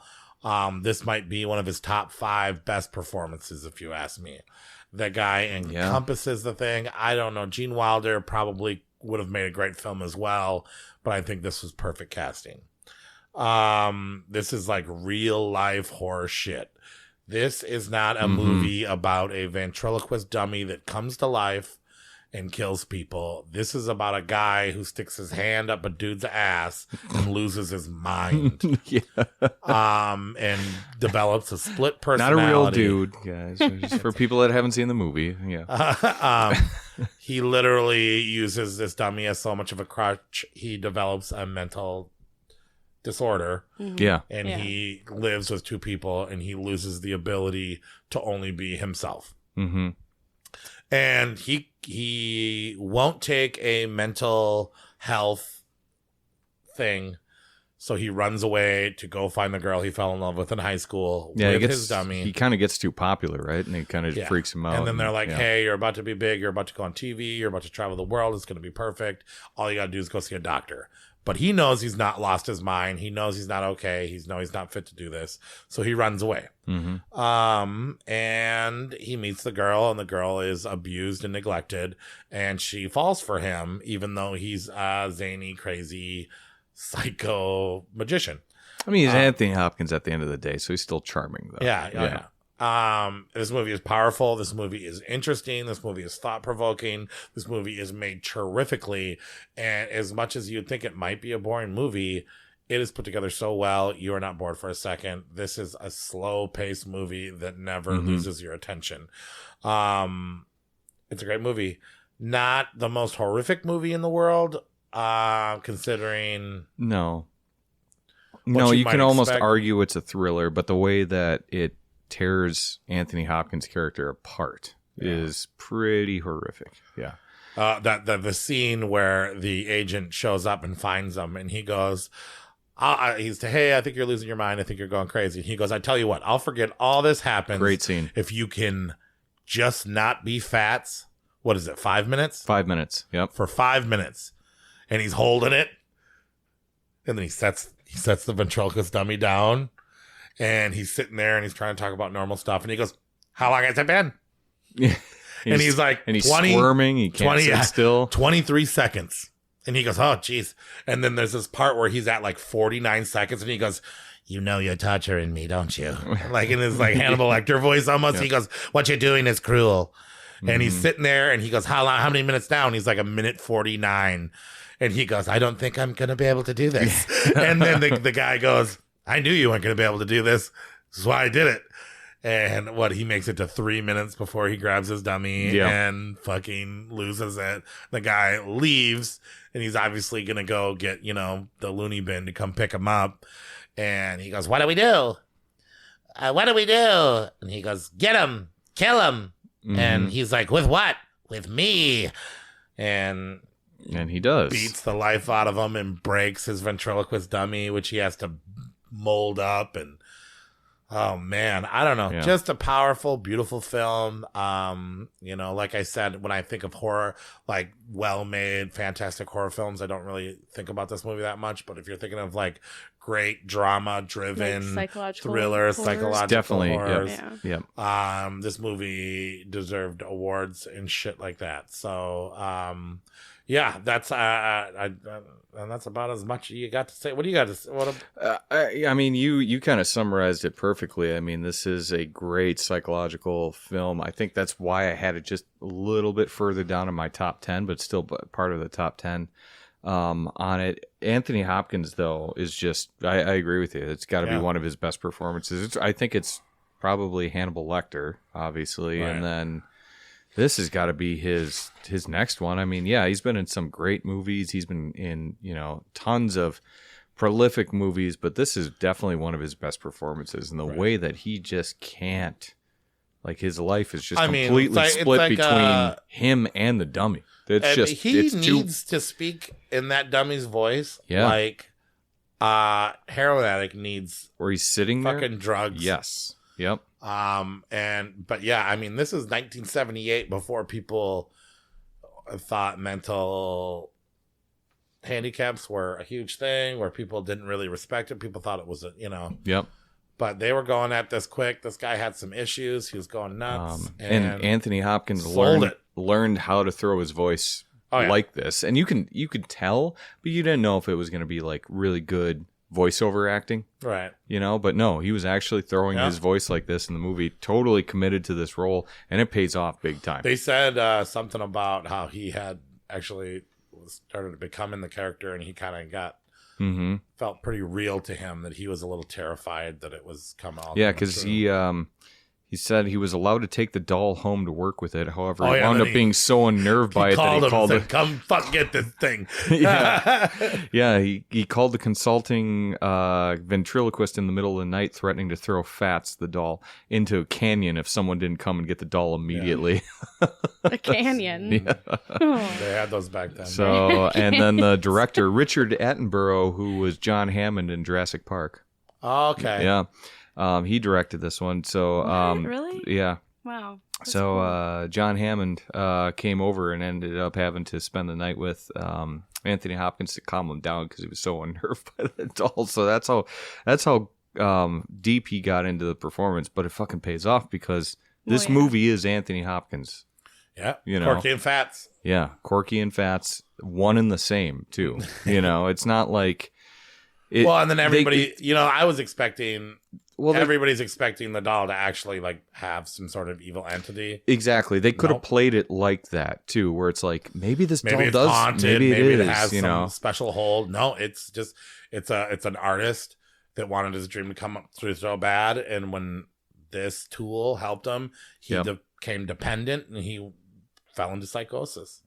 Yep, exactly. And that's terrifying. It's very, very good, and it's not so much horror filled as it is just creepy to watch a person go through this. And the doll is creepy, and there's a lot of people who are afraid of any ventriloquist doll is creepy though.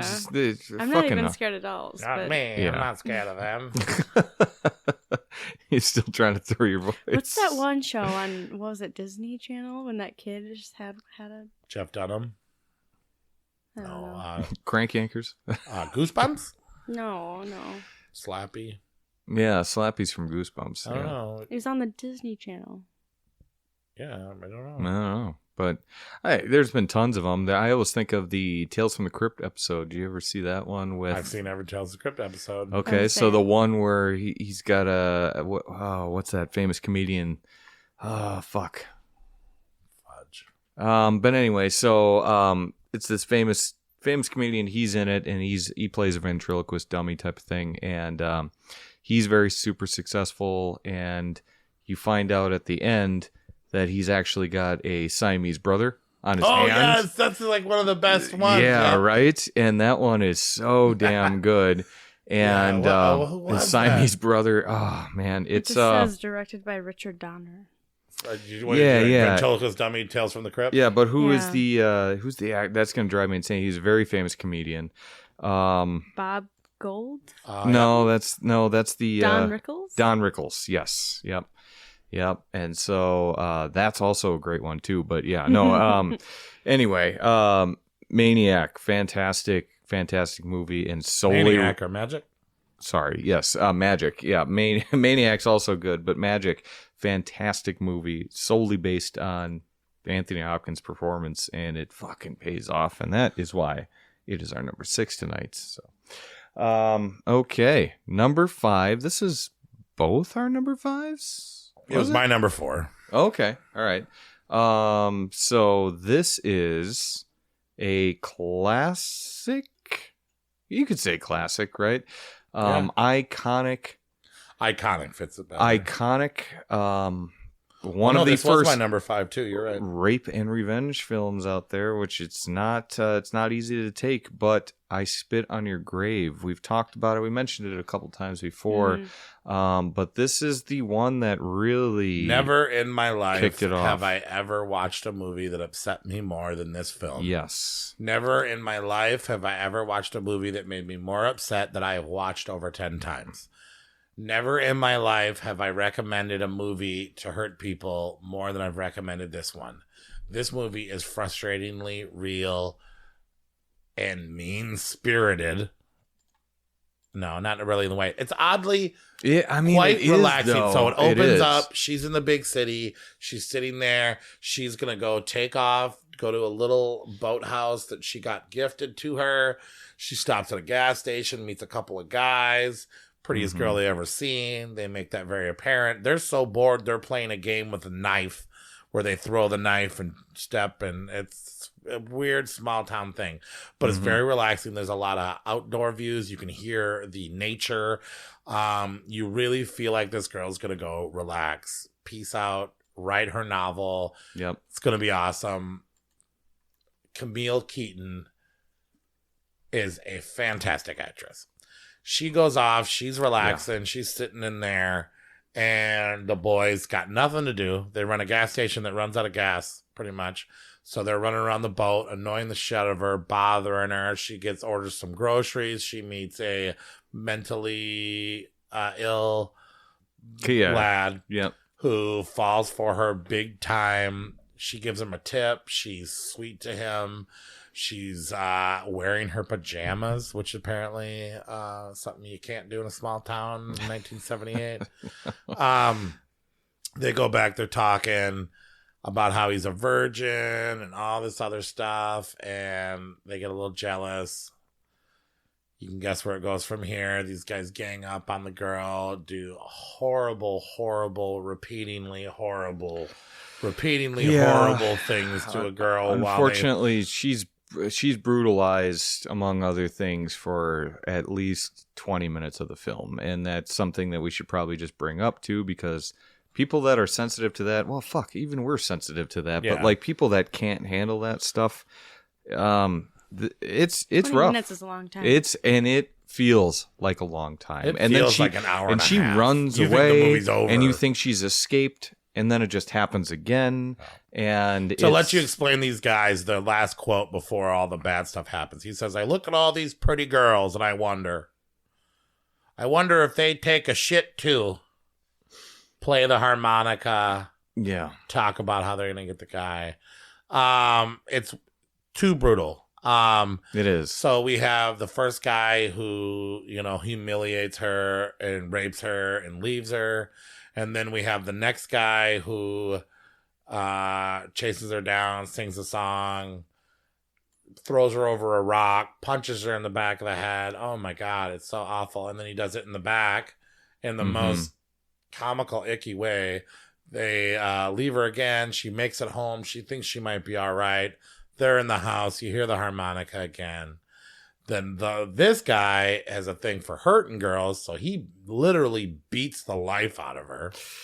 Yeah. And then they force the mentally ill person to do it. And they're about to leave. Ugh. She's pretty much dead.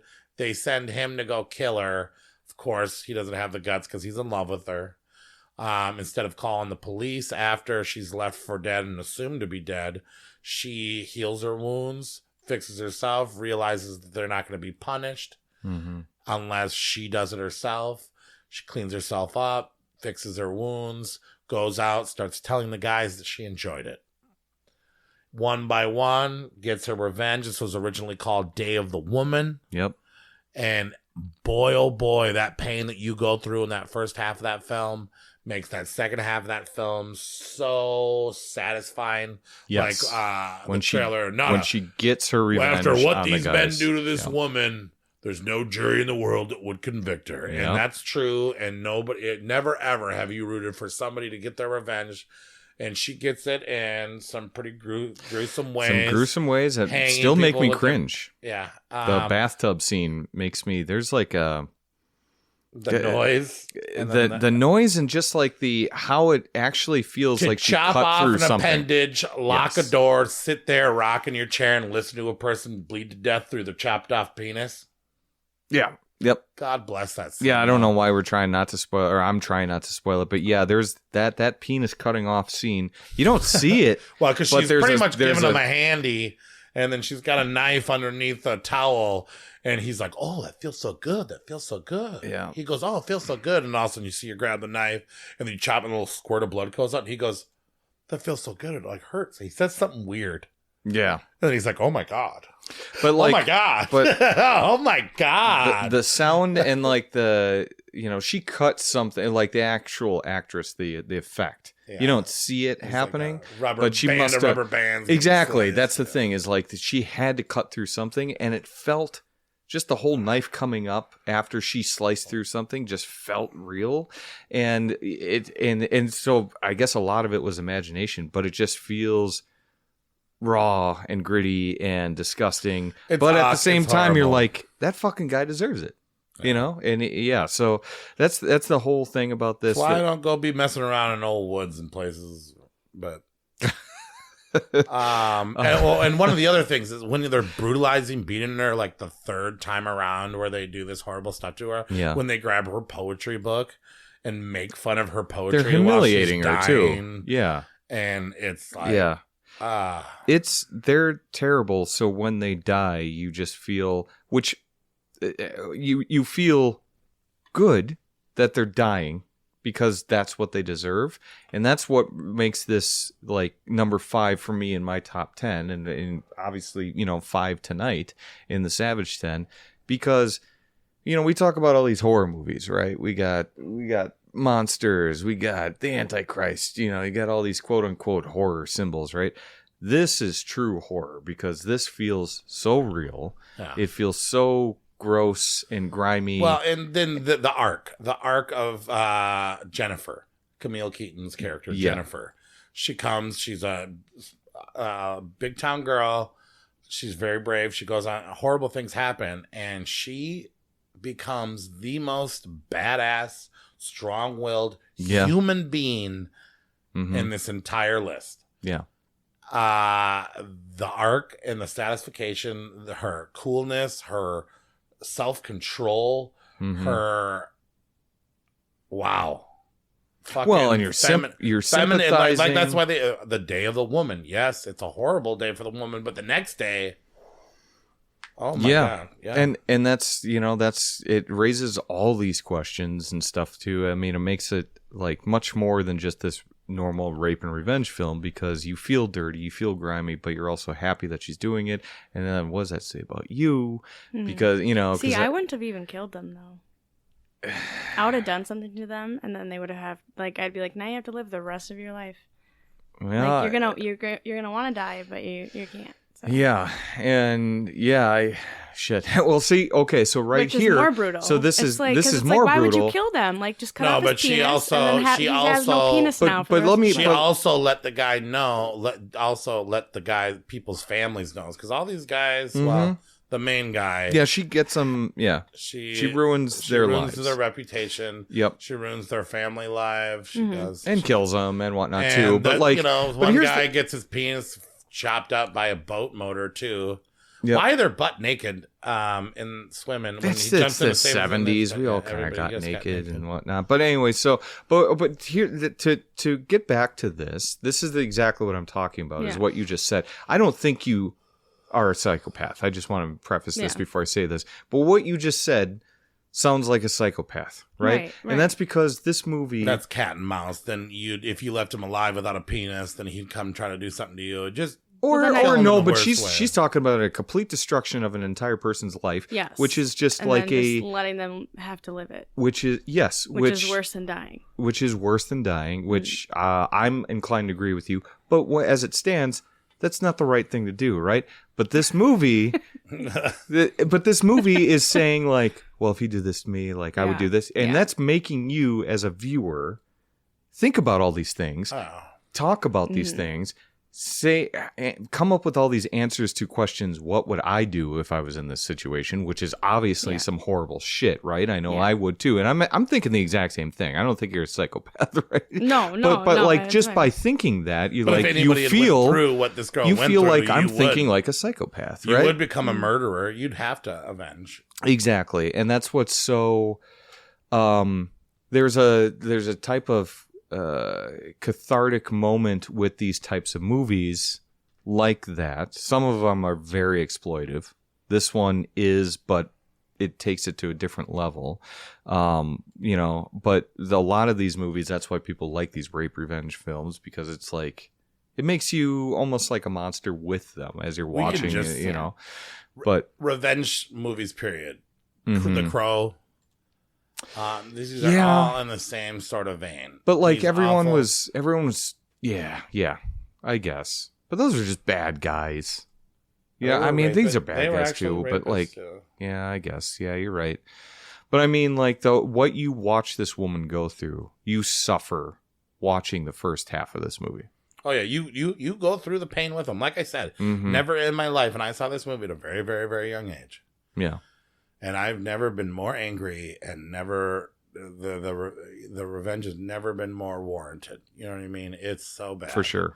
It's such a powerful film. But at the You same gotta watch it to really understand it, and the first time you watch it, you still might not understand it, but there is that purpose for that. We went over this last time when we covered the remake and whatnot. But, yeah. Yeah.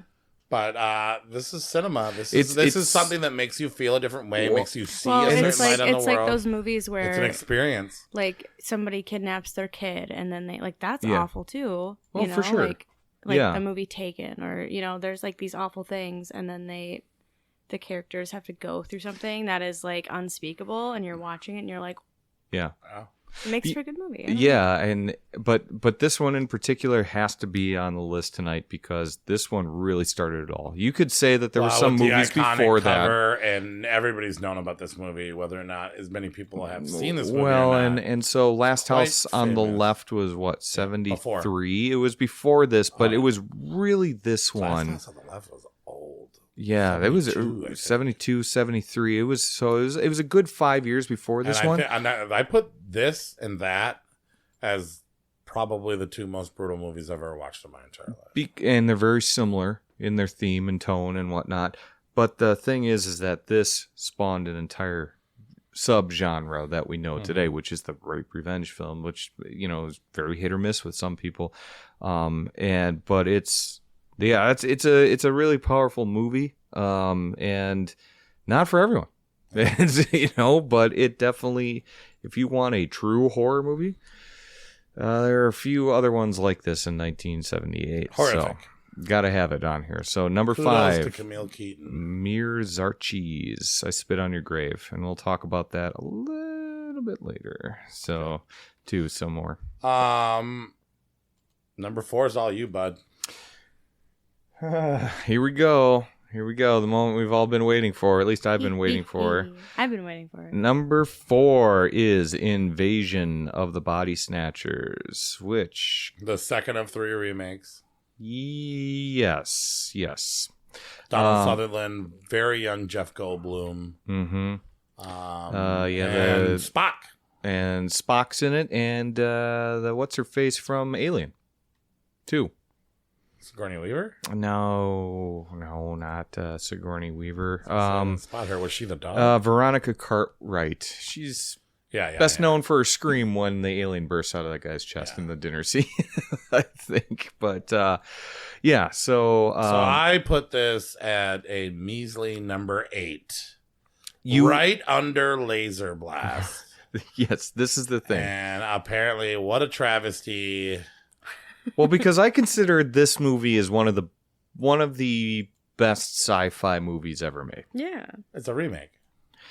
Yes, but it takes the whole storyline of I guess it's like the pod people, right? Is the real story, and then you have Invasion of the Body Snatchers from 56, which is, okay, so it's the 56 version of this. This takes it to a whole nother level where you see people getting cocooned Yeah. and turning into. Well, and it's like San And, like, Francisco. It's like the big clone city. Right. things It's going. like there's parties and there's like it's the swinging 70s. There's bad camera work. Right. and It's not there's bad A lot of camera random work. talking Hell. from scientists. But it is one of those like that feels like a real invasion. You're seeing it from just this. I mean, it basically is like a party, like an adult party that you're really connecting with these characters at, and then all of a sudden all hell breaks loose where they start realizing slowly that these people are getting cloned and And there's some replicated. great things they did, like the progression of the music and the chaos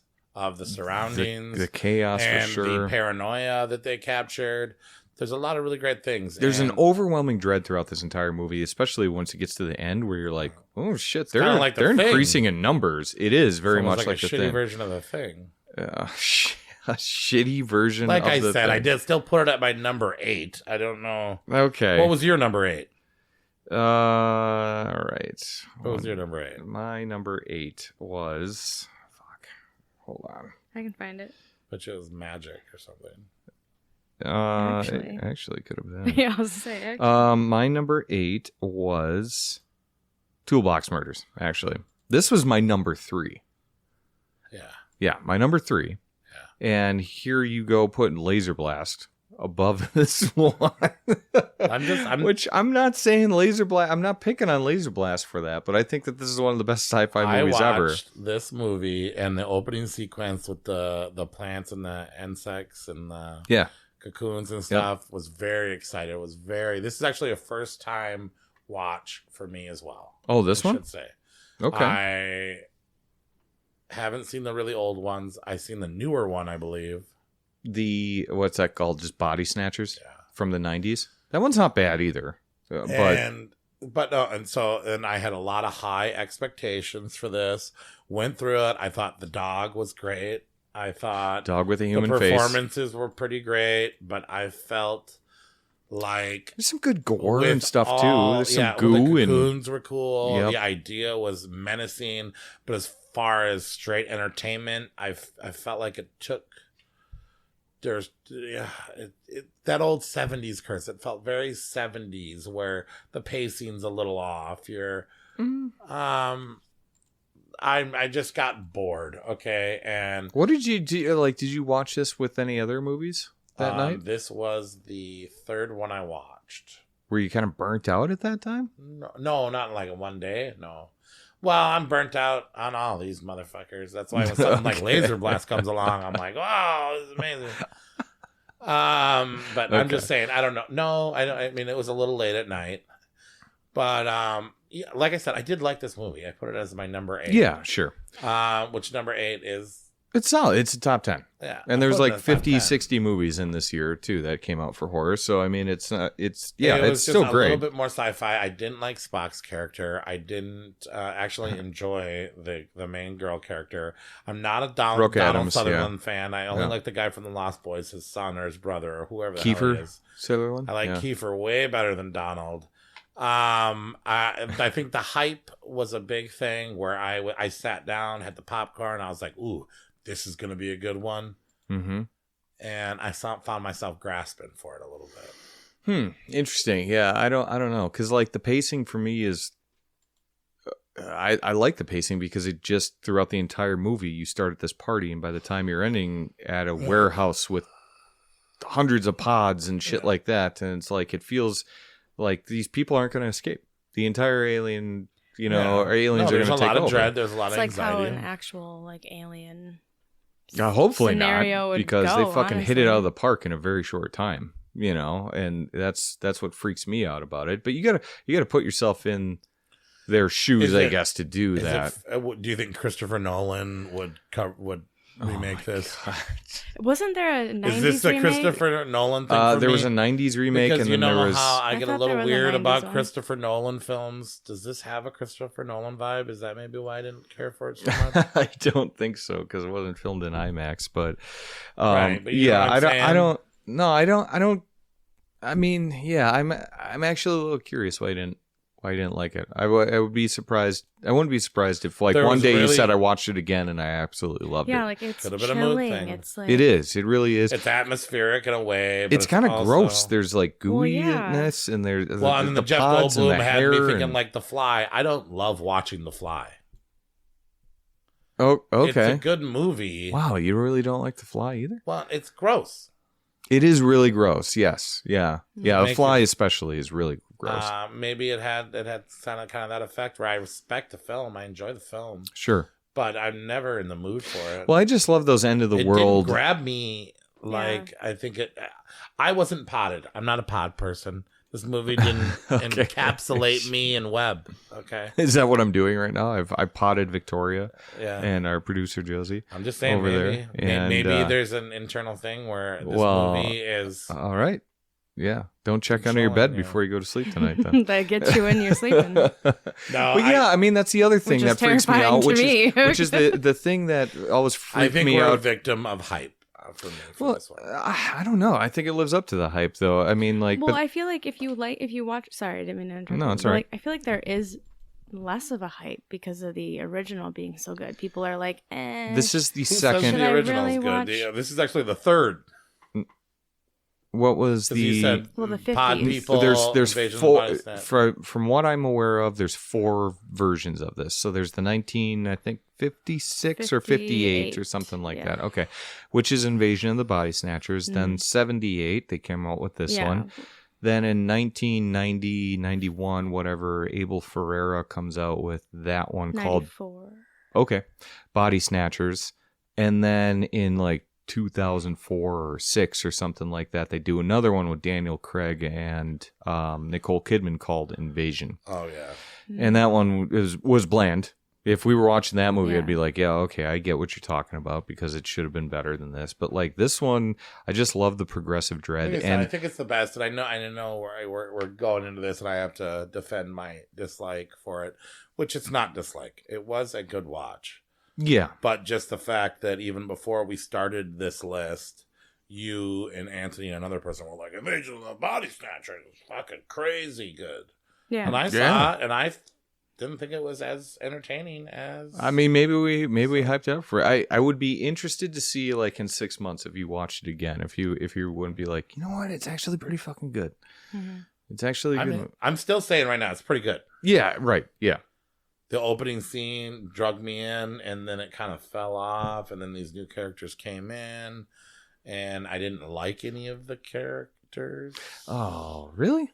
They're Okay. like sharp. Which one The was I shit supposed they to like? say is like. Well, you said you didn't like Donald Sutherland, and I don't get And then that Jeff because I like him. Goldblum, I've always had a weird thing with him. Jeff Goldblum's kind of a little weird in this one too, but yeah, Well, he's a little weird in all of them. yeah, he is.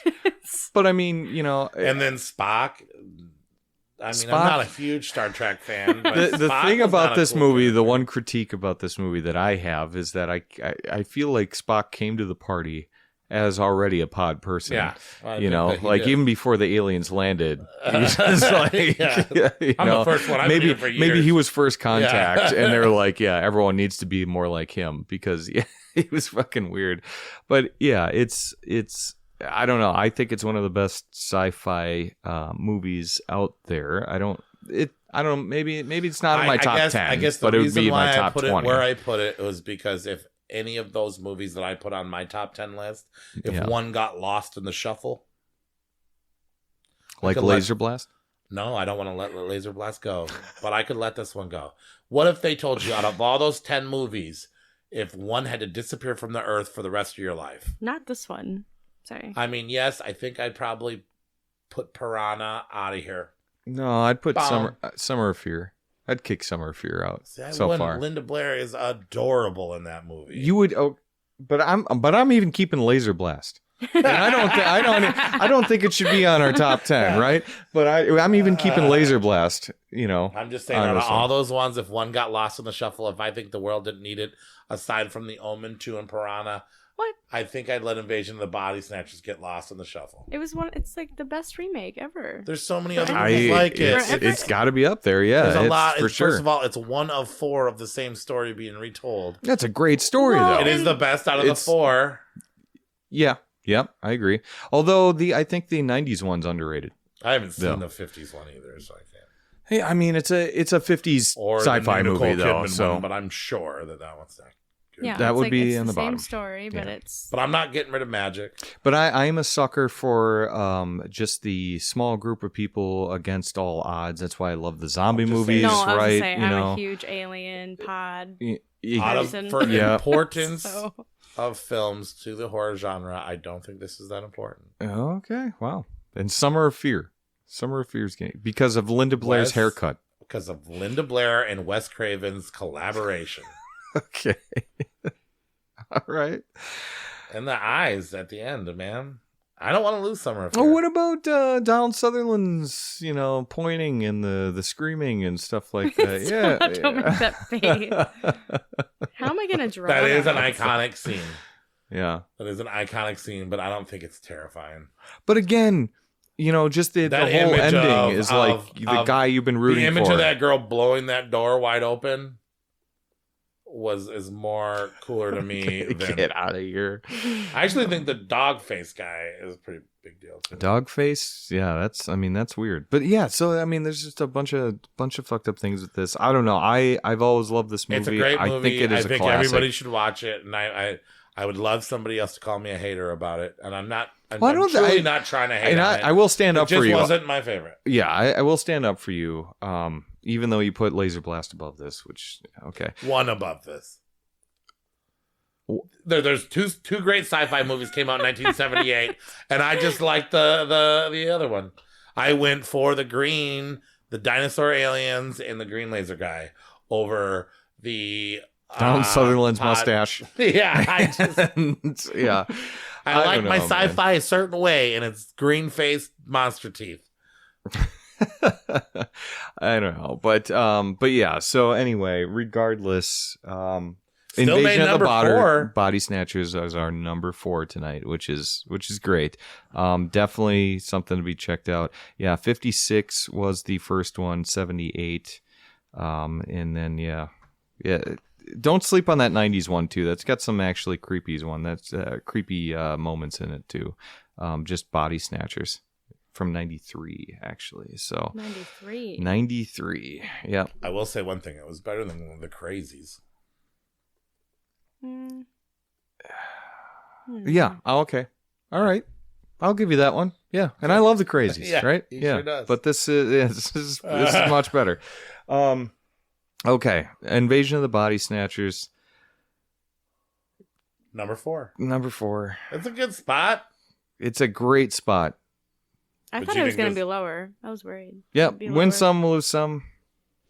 Number 4. I knocked her down one peg for you. No, it's okay. That's all I did to you. No, number 4. I'm happy with that spot. I just You're just not happy about number 3. when I saw your ranking, my fucking jaw dropped like I had been taken over by a pod person. I was just like, Laserblast, huh?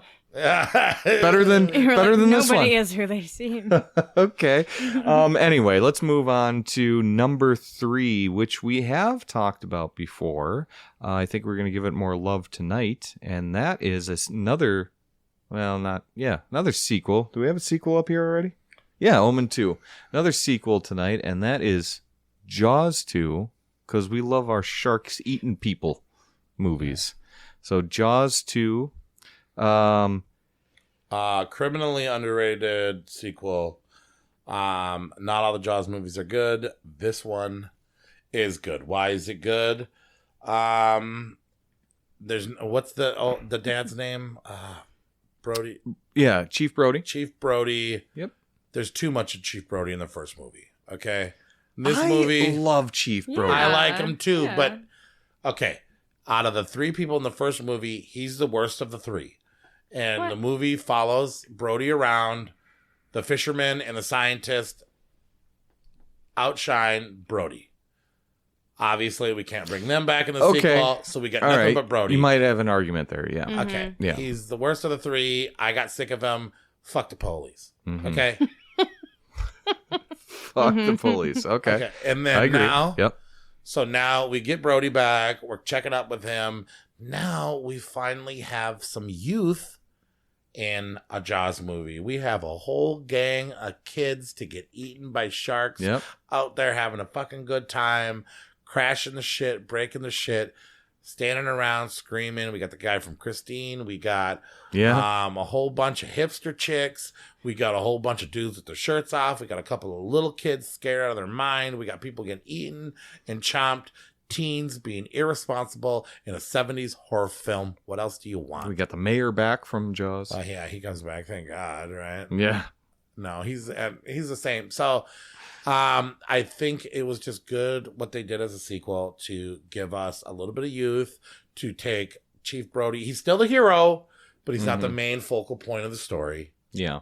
And coming from a guy that can't swim, killed Jaws three times.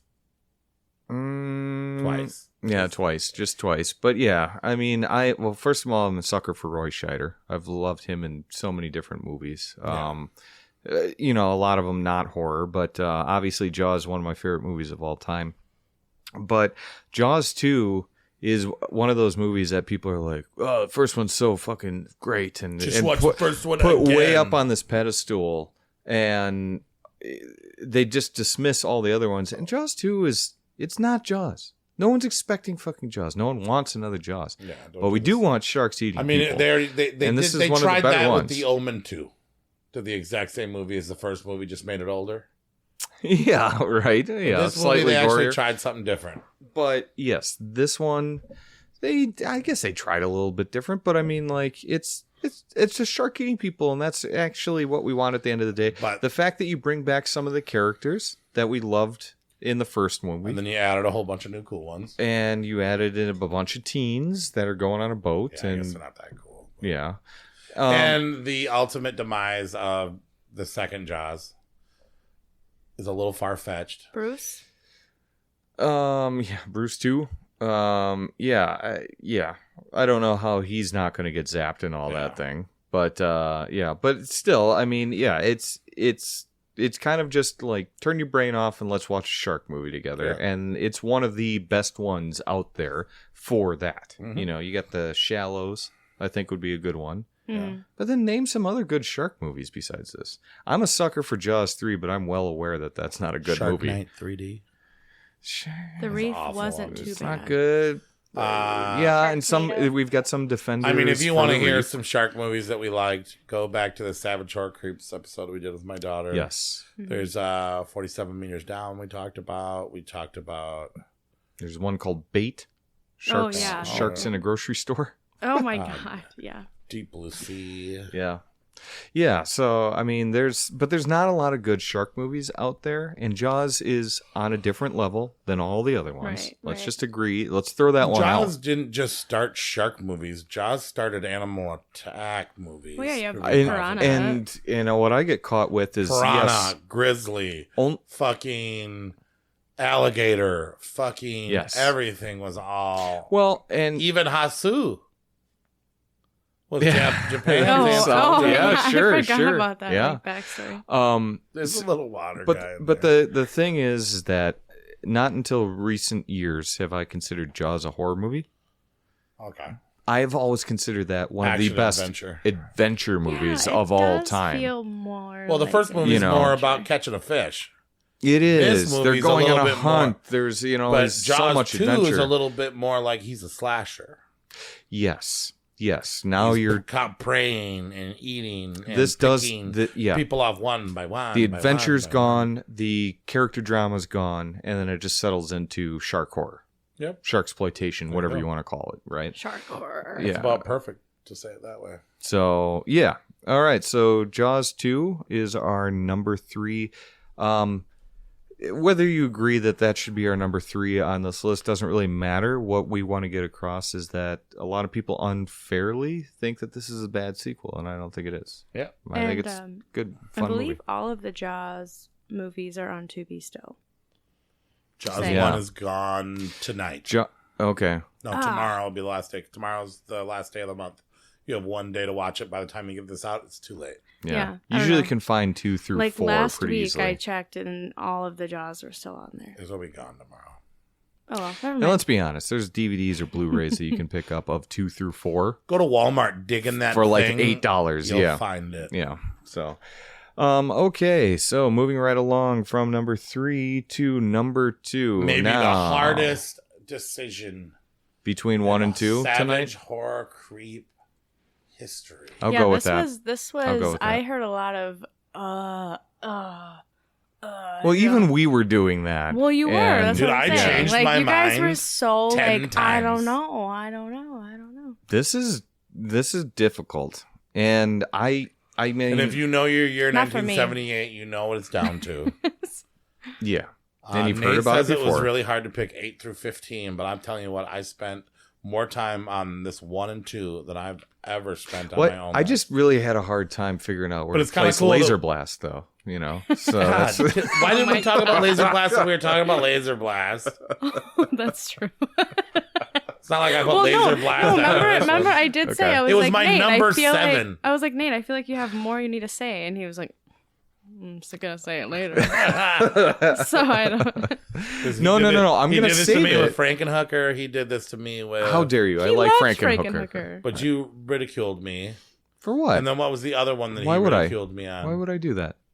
Sleepaway Camp 3 Sleepaway Camp 3. and Leprechaun in Space. Okay. Well, I ridiculed him on the entire Leprechaun franchise. That's true. That's That's completely fair. different. That's not my bag. Okay, but Sleepaway Camp. Okay, but you placed all we of can't do this again. Okay, this is That's in the past. that was Sleepaway Camp 3. You've got a new Sleepaway Camp 3. It's called Laserblast. We're moving on to number 2 tonight. The incredibly hard decision to put Halloween at number 2 tonight. Yeah. John Carpenter's. John Carpenter's one of the. When you say horror movie, one of the first 3 movies you're going to think of is this Yeah. movie. And somehow it's sitting at number 2 in a year 1978. So some of you might be surprised to find out what the next one is if you don't know already. But Which, if the you've listened to our podcast, originally you should. named The Babysitter Murders, or is it the Babysitter Killers? The Babysitter. producer Babysitter Irwin Murders. Yablans, I think that's how you say his name. He called up John Carpenter and said, "I want to make a movie about killing babysitters. Yep. It's called The Babysitter Murders." It's like, Right. okay, I So need he a wrote job. This movie. I actually would prefer if this was The Babysitter Killer or The Babysitter Murders, because I That feel sounds like so Well, cheesy, and though. so this is where I John feel Carpenter. like Halloween is kind of like a gimmick name. Well, it wasn't then, because John Carpenter said, "Great idea, Irwin. I need a job, but let's put it on Halloween. We could do some fun stuff with the Halloween season. Let's set it on that." So that was actually his idea to put it on Halloween. But it was like is there killing. a reason why? Because It he was- killed his first sister on Halloween, then he has to kill people only on Halloween. It was just John Carpenter saying we could have some fun by putting it on and Halloween we could night. make a whole shit ton of more money because everybody's gonna watch it every And Halloween. he was right. Well, yeah. Because Black Christmas. Do you watch that every year for Black on Christmas Christmas or season? Halloween? No, Black Christmas. No. Because I watch Halloween every year, most of the time, if not always, on Halloween proper, on that day, October And 31st. And that's the gimmick that I'm talking about. Yeah. But Well, why wouldn't you? I do almost watch Silent Night, Deadly Night almost every Halloween, Christmas. I do too. Yeah. Yeah, I love Um, that slasher. And that became, but Black Christmas was before Halloween, right? 74. Yep. So they did the Black But Christmas thing. totally different. Totally different in theme.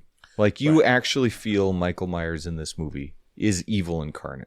Yeah. And not just because Donald Loomis is running, or But Sam is the Loomis story is more running about around. being on Halloween night, or more about this guy that kills babysitters? I think it's more about killing babysitters. Yeah, it's about an evil, because John Carpenter wanted, he wanted something like the Boogeyman, something evil incarnate, and he was He the made one. shape. Well, because he kind of co-wrote this with Deborah Hill, right? And so Deborah Hill took. I heard, yeah, Deborah Hill Deborah- kind of wrote it. and Deborah kinda Hill helped. wrote all the babysitting murders and the teen dialogue and stuff like that, and that's kind of why it feels so good, or feels so authentic with the 70s teenagers. And then John came in and wrote pretty much all of Donald Pleasance's lines about how he was so evil and doing all this stuff. I'm telling you, man, that book I've been reading Yeah. about John Carpenter. Oh, yeah. It's really helped all the stuff. So so John Carpenter came up with the Halloween theme, and then he wanted to make him like this true boogeyman, evil incarnate Where did he learn thing. how to drive? He was doing very well last night. Yeah, I mean, endlessly quotable, right, for most horror fans. The one that started it all in terms of the slasher genre. I mean, you can argue that Black Christmas was a slasher movie and all this stuff. It was. Halloween was the one that gave us the slashers today. It gave us Just crazy the to iconic think killer. about. Yes, That's nuts to think The about. shape. is. And then what was that? We watched this together, and Yeah. you first time watching it, right? For you, It was, yeah. Mm-hmm. she admits it. She finally admits it. Oh, for I've Halloween? always admit it. Yeah. This is the first Oh, time she saw really? the original Halloween. Yeah. Oh, wow. Was That's last Friday. very and- cool. And so what'd you think about it, first timer? I wish I could go back and watch this again. I mean, I liked it. But yeah. 2 out of 5. It was not a 2 out of 5. First of all, it was like It's almost as good as The Last of Us. It was like 3 in the morning, and I thought I was really good. I just kept noticing like little things that stuck out to me, Mhm. She didn't and like it was that- funny, and it was too like I What don't was know. the hanger in the eye? No, was it, yeah. Yeah. The way he fell off the roof, like, I know. Like Like he I was just going couldn't on take a it trampoline? I don't know. I just. was it? But I was into it. Like I didn't look away. I remember when the Bob scene came up, Mm. and then there was the knife. I shouldn't even be talking about that, but like how far the knife was in, and I don't know how that Oh, worked. yeah. And then Yeah. I don't know. You really hated. Is that John Carpenter's wife, the girl that's in all those? The snotty babysitter, not Jamie Lee. No. Not the blonde. Why is she in Nancy Loomis, who plays Annie, Yeah. right? No, that is the Nancy wife. Loomis isn't her real name. That's her fake actor name. Oh, okay. But yeah. Anyway, but Annie, you're talking about? Yeah. Yeah, that is Tommy Lee Wallace's wife, and he worked with John Carpenter a lot, and then did Halloween 3. He directed that one and a bunch of other movies. I don't remember hating any character. That one girl, the awful babysitter. There's The one who The just girl that left her got kid. locked in. There's the Annie and Linda. shed, Oh, Annie. That went to go wash her shirt, and you were like, Yeah. "Why is she washing her shirt?" Oh yeah, just because I was like, Lily's Yeah. Lily's babysitter. yeah, No yeah. You didn't like her. I did not like her Please. either. Singing but- Annie's song. One of my favorite scenes in horror history is the Bob Ghost scene, Mhm. where he says Yeah. he so blatantly says, "I'll be right back." Mm-hmm. Goes, gets the beer. Michael comes back. She shows Michael her tits. She Like that is creepy. See anything you though. like? I Yeah. didn't see anything you like. Yeah. Movie's very quotable. I've used quotes for movies. I loved the kids. Though. You were talking shit about Jamie Lee Curtis too, about how she looked like an old bag. No, that was when she all was, like, you. young. That was Whoa, 100%. That was okay. 100% Corey. I don't think she's. Don't that believe fine. him. I don't think she kept the looks that she had in this movie for much longer. You in her think that she film was career. the best looking of the babysitters? You Yeah. think she's better looking than Annie. She was my favorite and, babysitter. Yes. Better looking than Annie. and the blonde girl. And there might be an argument there, but still, it's yeah. I don't think she kept her looks very long in her career. Honestly, Jamie Lee Curtis, she's I don't know. Anyway, it's a fucking fantastic movie. It's I so think she- creepy. And then who's her mother? Yeah. Janet Leigh, who was the lady that died in the shower in Psycho. Yep. And then Tony Curtis, who I believe we watched in a movie this year too. Was that the Fury? Manitou? Oh. Can't The- remember the what dad? it was. Tony Curtis. Yeah. Anyway, go on. It was pretty good. I don't know. Halloween, yeah, I watch it every year. I've watched it too many times. It's very short and pleasurable and easy Mhm. watch. But I also, my one gripe and the reason why I picked this to be number 2 instead of our number 1, which we surprisingly agreed on, is the end is a little bit lackluster. Yeah. Yeah. I mean, granted, the sequel picked up right off from where it was, but there should have been one more last hurrah for Michael before this film ended. Like one And more that rising up from the... Yeah. I mean, he got stabbed in the neck with a needle, stabbed in the chest with a knife, stabbed in the eye with a coat hanger, and then shot... I shot him 5 times! That whole coat hanger scene was just like... I mean, what do you want to, like, I don't know, leave the gas on in the kitchen, blow up the house with him in there? I just wanted more. Well, good thing you got 12 more movies after it, including That's true. including Corey. I'm actually trying to look. Including Corey from Halloween Horror Ends. Creeps Award. Lily and Tommy are both true horror creeps. Yes. I'd like to say that. Yeah. Yes, yeah, I they're great. love It's good them. when you see horror fans and horror movies, and at least we had them. Well, And I said, Jamie Lee is 19. She looks 30. She's kind of horse-faced, but she Jesus. nails the part as a great babysitter. She was a great baby. Okay. She was fantastic. So many ringing phones, it actually annoys you. See, now And you're watching this movie like you've seen it 30 times like I have, or 40 times like I have, right? And now Bob you're just picking Glass's things. ghost scene is the best part. Around that neighborhood, I disagree. people don't lock their doors, and half the time they don't shut them. Have you noticed that? Yeah. That nobody shuts their doors? Yeah, that stresses me out. Like, I get not locking it, but bro, shut the door. And as much as I am kind of oh my God, get fucking Loomis out of here. He's fucking badass. He's pretty cool he's in this cool. one. He gets a little annoying in 3 and 4 and 5. And Yeah, for sure. Yeah, I can see there's that. some great 2 parts too. Well, he's annoying in 4 and in 5 and especially 6. He's kind of worthless, actually. But yeah, the thing that I've always loved about going back and revisiting this one is John Carpenter's original intention was to set out and make a boogeyman, make this unstoppable evil. And I feel like this was the only movie, maybe 2, maybe Halloween 2 in 81, where you feel like there's no way I'm fucking stopping this guy because he's somewhere watching me. What He's did you think when definitely they in the showed his shadows. face, though? He's breathing What someplace. did you think when they showed his face for a second? I watched this. So I Does watched. it piss you off, or is I it cool? remember that. I have no problem showing his face. There is. I want people to go back and watch this. Right, the unmasking of Michael Myers in the first movie. When they take the mask off, and he puts the mask back on, his human face like scrunches up He looked as like if scared there or, was. like... There's another mask on there. No, he is. I took a mask off and had a mask over his face. The face of Michael Myers is another mask. So when he takes the mask off, his face is not the actor. That's another mask. Are you sure about I'm that? Pretty sure. Okay. Didn't Well, you that say would it make was sense. I'm not 'cause 100%. It's bothered me for years because Didn't I'm you like, say- why did his skin move like that? Well, and It was the Adam Sandler guy, but he didn't look she anything thinks like Adam the Sandler. guy from the guy who did wore the mask in Halloween 1 looks like Adam Sandler.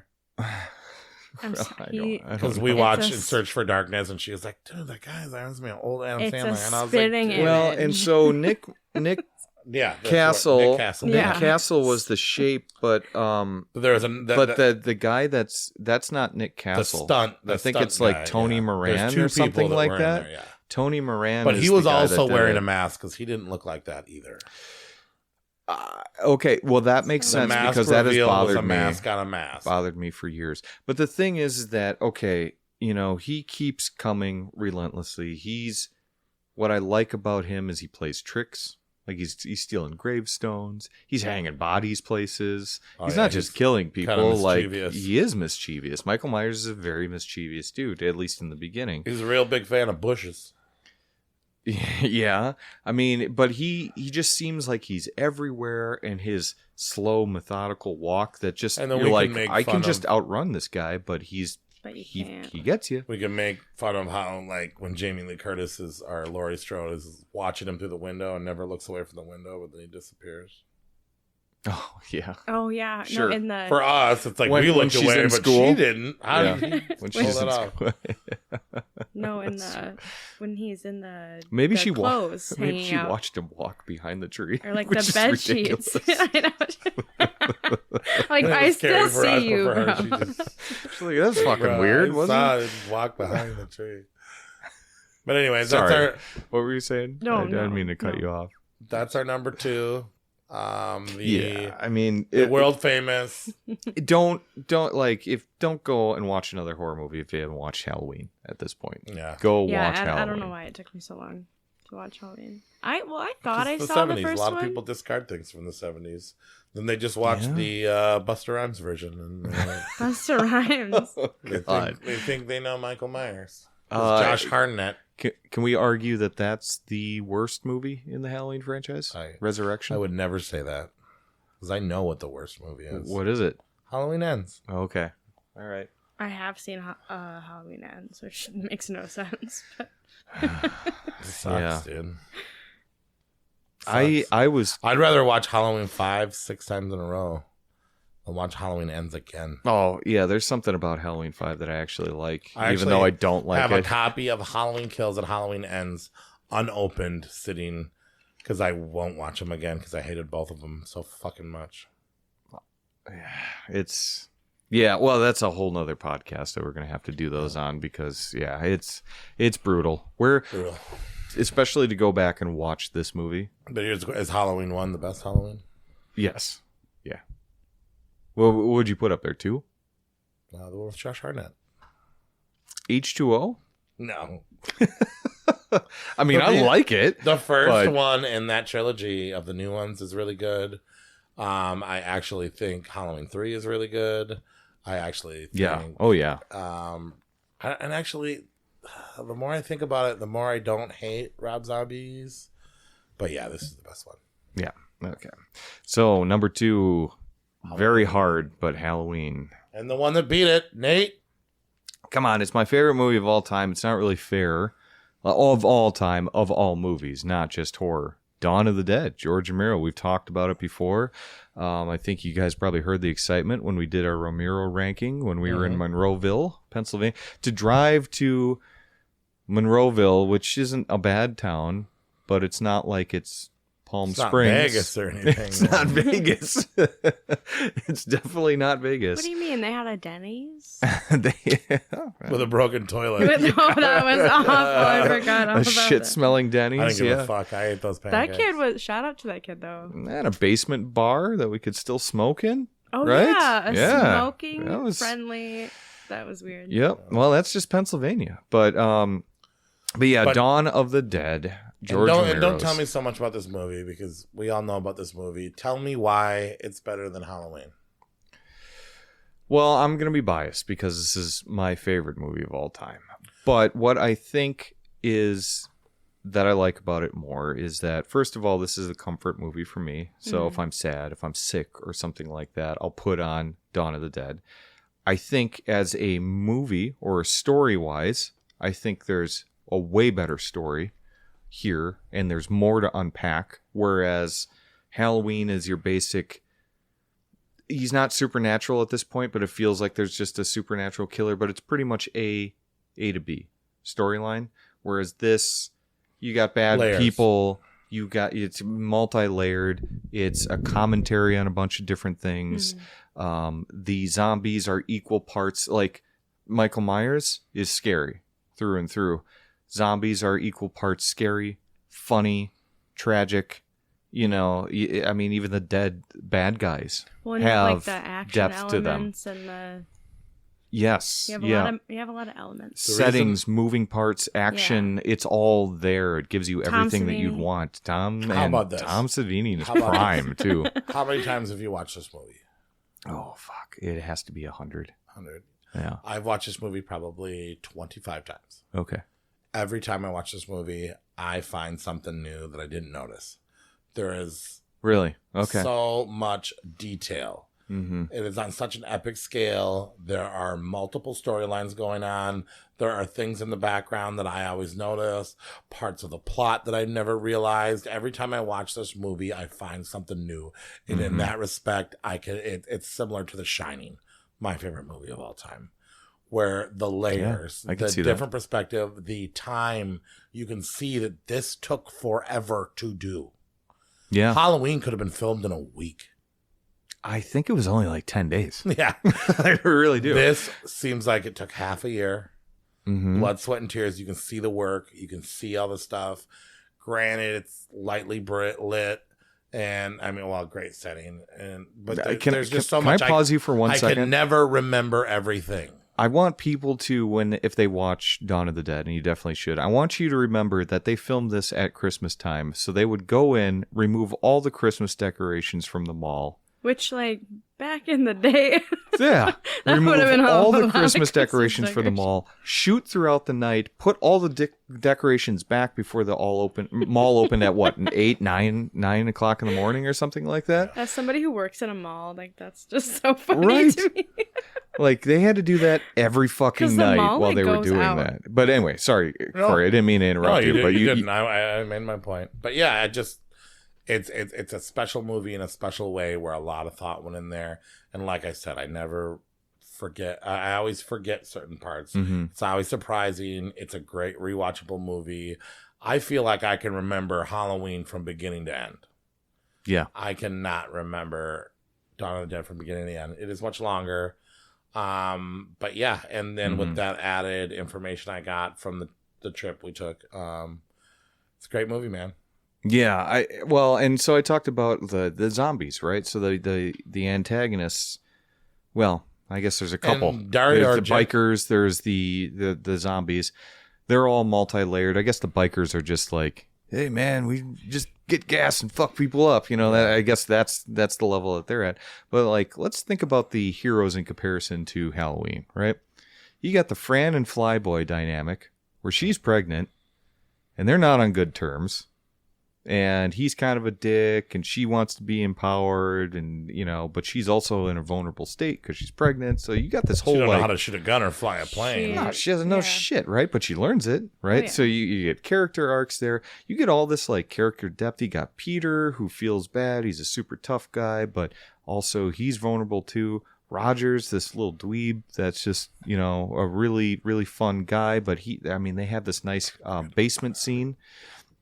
They have this nice basement scene and in a bottom of a ghetto that they just raided. And they're, it's a really emotional scene. What do you get from Halloween? You get a doctor who does nothing but talk about one evil guy. Loomis isn't the hero. No. Laurie's I'm just the hero. talking about all the main characters, right? Well, I guess they both are. You get a doctor that's just for 15 years been talking about how evil this one guy is to anyone that will listen at this point. Anyone that will- Everyone's sick of hearing me say it. Yeah. The nurse blackest eyes. when the devil's eyes. Yeah. And so he's driving to the insane asylum with that nurse, and she's chain smoking. I think that's because it was a 2-hour-long drive, and she's listened to nothing but him. Young boy. I met him when he was 6 years old. I watched him. He must never get out. And she's just like, Jesus, I can't get there soon enough. Who gives a fuck? The guy can't even drive. Right.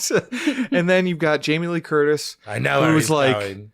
oh, I like Ben Tramer, but don't tell Ben Tramer. And let's make jack-o'-lanterns because we don't call them pumpkins yet because it's 1978, right? I So don't we don't call carve them- pumpkins. we We don't carve call 'em pumpkins, I jack-o'-lanterns. say jack-o'-lanterns too. And we get Annie, who's like, yeah, I'm supposed to be watching this kid, but I'm going to dump him with my virgin friends so I can go bang out my friend Paul that I mysteriously wrote a song about for no reason. That's not very good. And doesn't tell me where I've left my car keys. Then you've got Linda and Bob. Seemed realistic. Those are real Linda and people. Bob are arguably the most fleshed out characters because Bob makes a pedophilia joke. Oh. So I guess you get some character They depth have no that idea. Bob is. You get some character depth that Bob is a disgusting pig, and that Linda might be on board with it. Yeah. You don't know. You don't. It's hard to You know, tell. that's it. Those are your main characters. Whereas your core 4 in Dawn of the Dead, you got a lot to unpack there, and that's just that. No, and then I think that's why it wins, right? You know, and for people that are just like, I don't like the gray zombies, Well, or it's too old because the reason why the zombies look different like, because there was Savini and then there was the Argento's guys, right? Yeah, Argento had something to do with Dawn of the Dead. What did he have to do with it? He was a producer, and he was the backer. Well, he gave money for it, so as producer. He was like, use that fucking pink blood. That's from Suspiria. Use it up. Yeah, yep. And they didn't get the way the blood transferred or how it looked on the film. Yeah. Just didn't really. Yeah, it didn't really mesh. It's fine. I've actually grown to like that. It's kind of like it's kind of its own thing. It's like, dude, look, fun. Dario Argento's. And then you're like, Tom Savini did that Dario one. Argento's influence on this film. That's the thing. Is like the people that are like, I don't like the haircuts they have. I don't like their clothes because they're all 70s. Everyone's in bell bottoms. And like the fun, exactly. Like that. It's like we dude, talk it's about the Suspiria freaking with 70s. like the. What room are you going to go to where there's a fucking green light in the corner of the room yeah. that lights up everything? No one talks about that. No one's like, out of this entire fancy, exactly. He's being artsy with his fancy lighting and shit like that. The difference between Suspiria and Dawn of the Dead, why they can rip on Dawn of the Dead, because Dawn of the Dead is a true sequel to Night of the Living Dead, and that was the first documentary style true horror film where they tried to make it real. Yeah. Night of the Living Dead is Night of the Living Dead because it's real. So the sequel ought to be fucking real too. I get where they're coming from, but yeah. Also, who fucking cares? Right. When I see the weird blood and the gray face zombies, I'm like, look, Dario Argento showed up to help that day. Yeah, right. And I'm like, that's awesome. Yeah. But there's just a lot to unpack, and at the end of the day, if you can't see the horror in Dawn of the Dead, I can't help you, because there's a lot to be horrified about in this movie, and a lot of it comes from what it means to be human and go through crises like this. And if you want to say it's not real, okay, well, look how well we did as a society with the fucking pandemic in 2020, right? There was a bad thing that happened on a global Look what scale. happened when Beanie Babies It wasn't became zombies. Well, right. But or Tickle Me Elmos, you remember that shit, right? People were going nuts, beating each other up. We don't do well as a society. Yeah. And we have several reminders in real everyday life that tell us that. So if we're ever going to make a fucking zombie apocalypse, there's no fucking chance. Right. You might as well be a biker. I think that's your best shot, honestly. Oh, yeah. Follow me. Yeah, we're going to get on your bike. Yeah, I don't know how safe the mall Get your own be. car.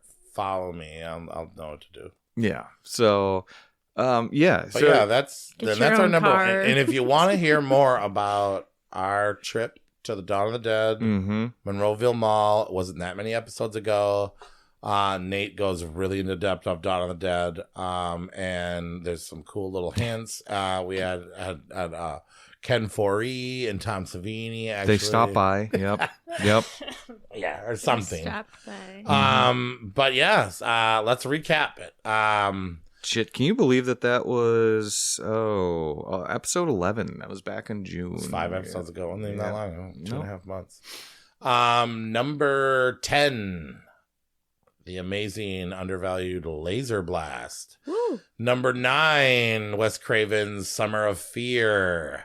Number 8, The Omen 2. Number 7, Roger Corman's Piranha. Number 6, Anthony Hopkins in Magic. Number 5, I Spit on Your Grave. That's how you're supposed to say it. Number 4, Invasion of the Body Snatchers. Number 3, Jaws 2. Number 2, Halloween, the original. And number 1, Dawn of the Dead. Not bad for Great the 70s. list. Yeah, Hell yeah. So yeah, we got a few other things. Yeah, we do. Do you want to do gifts, awards, my special game first? Which one do you want to do? Ooh, you have a special. Well, we should do. I don't know. Do you want to do awards? I'll give you gifts and then we'll do awards.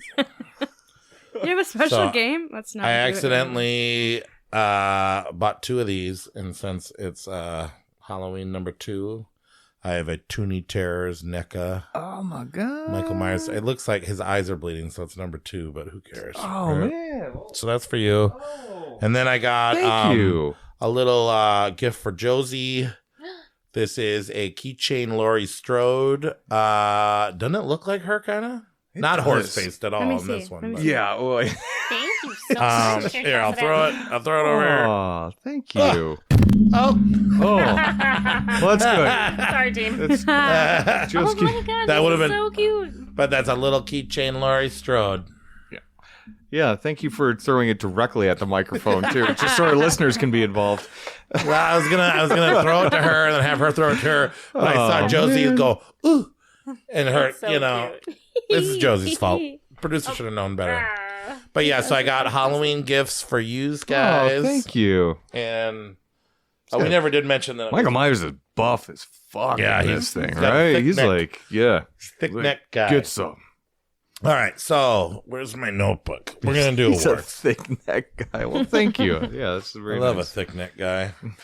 Shout out to the over-unders. All of them guys got thick Oh, neck. they all do. They are thick neck boys, aren't they? Neck boys. So did you get my updated list on how I put a couple new categories in there? Yeah, I did. Okay. Yeah, got it. Best title, 1978. I spit on your grave. Ooh, I was gonna do that, but I did Dawn of the Dead Yeah, I really tried to make an effort to not give Dawn to of the not Dead. give Dawn of the Dead so much love because I've done it on 2 podcasts Yeah, already. I You get know, it. Best art, 1978. I wish we I went went with a with- different category, but A different. Oh, no. The reason why is because I'm saying I spit on your grave again, and because yeah, that I poster yeah, oh, right yeah. there. I love that poster. It's so iconic. Is it the butt? You got the little bit of the butt hanging out. It's She's a got a good knife. But then you That's mentioned not already. Camille Keaton's butt, though. No, I know. But you mentioned the no jury in America would ever convict her. Oh, yeah. That's one tagline. The other one, this woman has just cut, chopped, broken, and burned 5 men beyond recognition. Yeah. And then it goes, yeah, but no jury in America. I was actually going to do I Spit in Your Grave, too, because So iconic. it was a big deal to me. But I went Die, Sister, Die. Ooh. Because the movie's fucking terrible, but the actual cover of Die Sister Die has a girl with a ripped blouse running through a hallway of cement and zombie hands bursting through the walls trying to grab her. Fuck. Yeah. That movie doesn't have any zombies in it. I didn't. That is the That is worst depiction. I've sent that to you to make flyers out of many times, and you were like, I don't like that one. I don't like that one. No, because it reminds me of what is it? Not Day of the Dead. Maybe Day of the Yeah, Day of the Dead with the Yeah. hands coming through the walls. Yeah, Yeah. yeah. That's what. Yeah. That's all it reminds me. This I does Which I look love great. it. The castle in the background. Oh, This yeah. movie was shit, though. Huh? Oh, shit. Really? It was like fourth That to sucks. last on my list of 40. My runner-up for that was the Slave of the Cannibal God, aka Mountain of the Cannibal Oh, yeah. God. It has a lot of really good art, but the one that they actually use But isn't the the good movie's one. not very good, though. Well, it's not. It's was not in the middle bad. for me. It was a Yeah. little bit closer to the top. Best sound or music in a horror movie, 1978.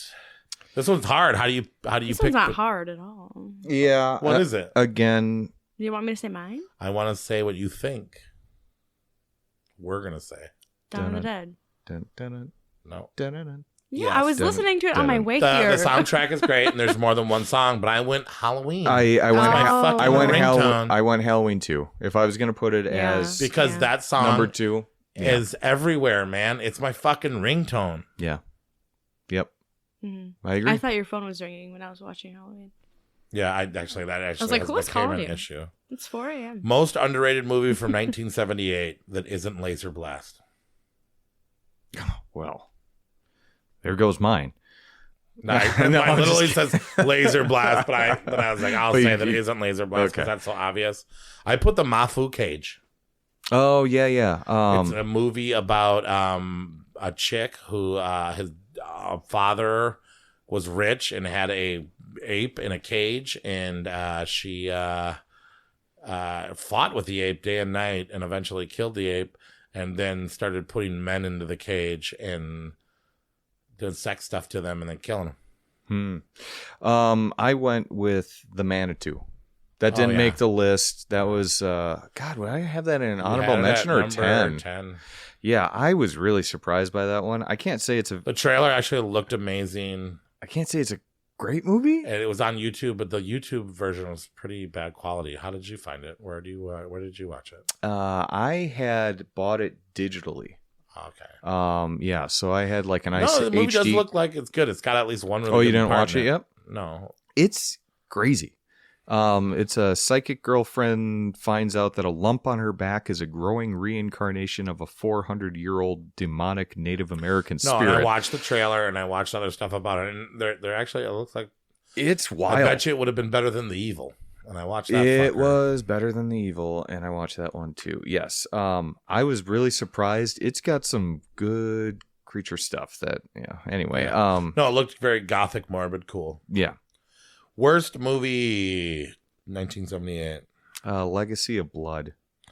That was bottom of my thing. Yeah, and I watched could not the get Elvira that one, but I didn't want to give it to that one because it didn't even deserve to be talked about because it was so fucking boring. Oh, I'm going with Attack of the Killer Tomatoes. but isn't it supposed to be bad? Because I thought about that too. Because it's not that fun. My last two were Legacy of Blood and Killer Tomatoes. Yeah. Did you actually watch Legacy of Blood? I watched. It was at on in the least background, half. but you were like bored and annoyed, right? I was bored and annoyed, but it wasn't on in the background. I really tried to get through it, Yeah, and I turned it off. All right, so then I guess your most overrated film is going to be Long Weekend. really Quentin Tarantino's favorite horror movie. I don't get it. There's a lot of people that loves that movie. There's a lot of people that I like watched that this movie too. I actually thought it was pretty good. with the animals and the two people that I go was kind of camping. pissed that we didn't put it in the Savage Animals Attack thing. The critters. Yeah, well, I but can it see wasn't. why that would the be an critters omission. weren't great. The critters weren't great, but the animosity between the couple. That's the thing that really That kind was of kind drove of me like a insane. character study. I mean, they were Yeah. annoying, but it felt real. Yeah, it did. Yeah, it I definitely get why did. Quentin Tarantino likes it. It's but it's not just Quentin Tarantino though. Like I've heard about this Right, movie but for it's a most long famously time. for Quentin Tarantino recommending it to the world. Yeah, but it's I don't know. I guess I was really expecting something. I knew exactly what it was going into it, and what it was exactly what I thought it was going to be. But I don't get it. I don't get the hype. Anyway, Long Weekend. All right, I picked Toolbox Murders. Oh, okay. Yeah, Because you really didn't everybody- like that one. Well, no, I mean it was like number 17 or some shit, but it's just talked about so much and it's so regarded and it Mhm. just I'm Yeah. looking for it and I'm just seeing I went the other way. a whole bunch of murder and then coolest character 1978. Jeff Goldblum. Really? Oh yeah, Young Jeff Goldblum. young Jeff Goldblum. I like him. did Corky / Fats because it's the same guy. Not the coolest. I mean, it was hard. It was a hard. Yeah, but Not a lot of cool guys. in 1978. definitely best actor. If we had a best actor, I would give it almost to him. I almost put down Michael Myers, but Yeah, he's is not pretty very cool. well. He's cool, but he's not cool. He's uncool, but he's a cool Yeah, looking dude. could have been Bob. I should have did, but he's a pedophilia. Yeah, well, he talks about it. It's innocent till proven guilty, right? Best monster or killer, 1978. Yeah. So this again, I went with the Manitou because I was really surprised by the creature design and that it's this weird looking demon Indian, Mhm. and it's I don't know, it's Yeah. crazy. I've actually I've seen what you're talking about, and that's what made me want to watch the movie. But Yeah, I it's knew worth it it. wasn't going to make my list, so I. Oh, that's the Tony Curtis one. Yeah, that is a Tony Curtis one. I Yep. just realized that. Mm-hmm. I went boring. I went Jaws. Yeah, that's a great one. There wasn't too many monsters, a lot of ghosts. That's why I did a lot of Slash killers. Killer. I did do Yeah, Slash Killer. yeah, that makes sense. Here's the one everybody wants to know. What's your 1978 crush? So, you tell me yours because I'm trying to find the I already act. said it. It's Linda fucking Blair. Oh, okay, Can't say. well, mine's from the same movie, but I'm gonna Oh, The go with Witch. Julia Yeah. Lee Purcell. I Also thought very she good. was. Well, if Fran Dresser could have gotten that too, man. All three of those girls were Hands down, bombshell smoke shows. Yep. And Fran Dresser didn't have that super annoying voice. She didn't sound at all like Victoria. What? People tell you sound like Fran Dresser from The Nanny. No. I mean, do your nanny voice. I don't have a nanny voice. Oh, there it is. Good job. Oh. Stop it. Yeah, stop it. Oh my God. Yeah. It's like goats walking into the It's room like right she now. doesn't even use her mouth. She just talks to her nose. What are you doing? But yeah, Linda Blair and the witch from Summer of Fear. Yeah, the good-looking chicks are in fucking Summer of Fear. Mm-hmm. And you'd rather get rid of that than Invasion of the Body Snatchers?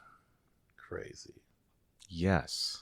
Final Girl, best Final Girl, 1978, hands down. Are we gonna say it at the same time? Okay, let's try it. Wait, no, you might be going a different way. I don't think so. Are we gonna say the actor's name or the character's name? The actor's name. On 3? Yeah. 1, 2, 3. Camille Jamie Lee Keaton? Curtis. Ah. Damn it! I gave it to the original Final Girl, Jamie Lee Curtis. She's not the original I know, Final but Girl. she is the final girl. She's the final girl. She's the one that gave the name a title.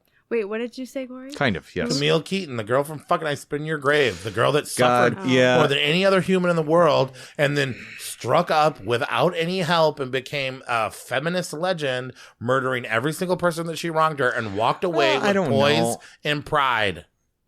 Camille Keaton as Jennifer, and I Spit on Your Grave. Jamie Lee Curtis had to star through 3 David Gordon Green movies, though. No, in real life, Jamie Lee Curtis. So who's suffering? I'm just saying, I don't know.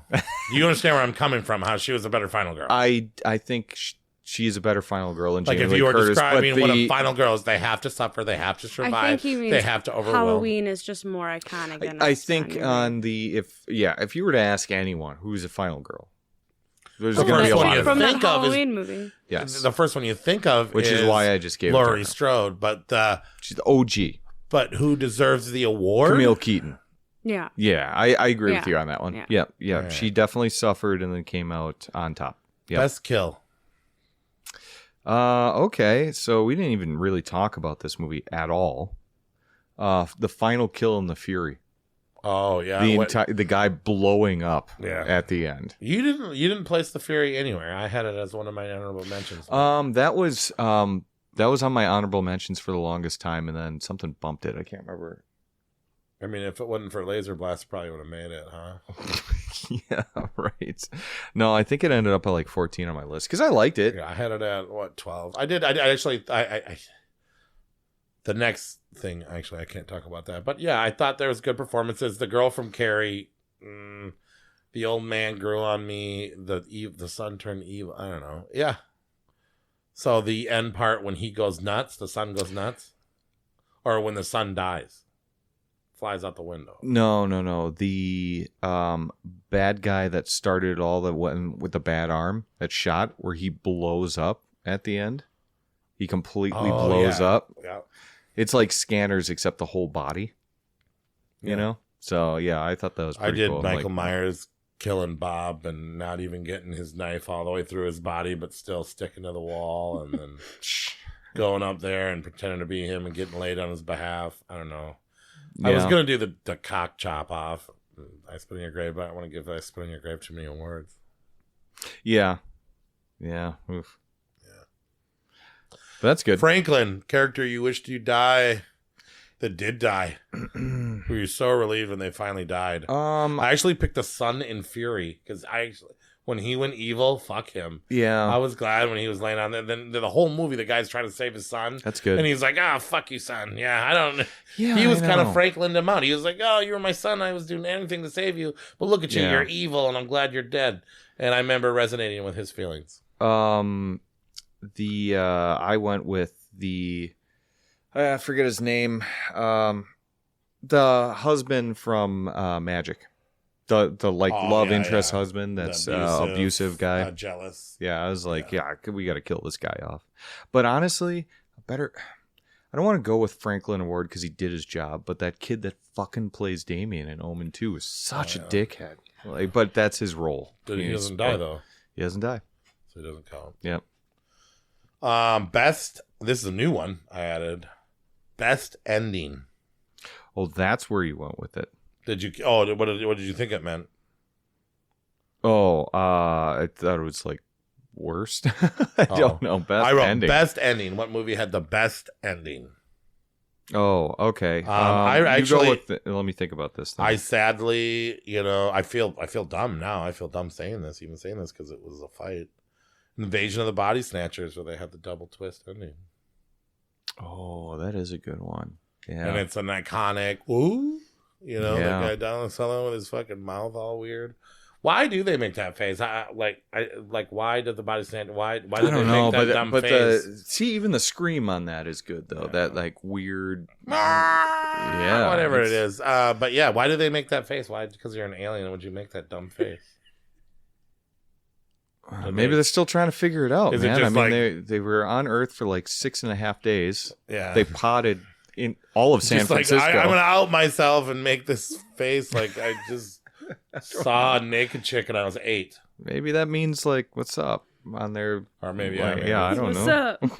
I'm trying to figure that out. I'm still thinking about it, so I wrote it for best ending. But No, that's good. I would probably just go. I don't know. I'd probably give it to the classic of Halloween just on the spot right now because I don't know how many yeah, the like ending was- iconic, like even Dawn of the Dead. I wouldn't say it has like a just great. that little wink, like I'll take care of your baby. Fuck it. Yeah, fuck it, get on the plane, bitch. Yeah, You know? fuck it. You and me That's now. not at all How what much Peter gas you said. got? Not much. Okay. Okay, yeah, fuck it. Terrible Peter impressions. But actually, like Halloween, Summer of Fear had that extra ending that I almost put on there, where she started with a new family. and yeah. you found out that she was a witch going to go ruin somebody else's life. But yeah, no. But Michael Myers, I mean, just the whole like seeing all the shots that he's been at, Oh yeah. you know, and then the breathing and the mask and stuff that you have at the end. I mean, All right, that's most pretty good. savage scene. If we were going to play one to Josie to piss her off and to make her go, oh my God. That was originally where the savage scene came from. Remember in the first episode? when we That's played right. That was Terrifier 2. I Yeah. wanted to every episode make her watch the grossest scene in the category and make everybody just listen to her awkwardly go, oh, I don't like that. Yeah, Like like it's a great bit. Renee was like, let's not do that. Let's Well, not it's do a that." great bit, and if we ever went like video one day, then we should bring that back. Like the Josie reaction of the grossest thing we can but to find. listen to Josie go for 6.5 minutes, that's gross. You know, it's just not Well, good radio. I remember last time too. You guys were like, make a noise, like do something. Like we were Yeah. just watching it. But yeah, so mean- most savage was definitely what happens to Camille Keaton Yeah. in Spit on the yeah. Annie, pick one of them. Yeah, I mean, yeah, and I Pick guess one like, of them. I mean, yeah, it's rough, but yeah, that's Me too. definitely most savage.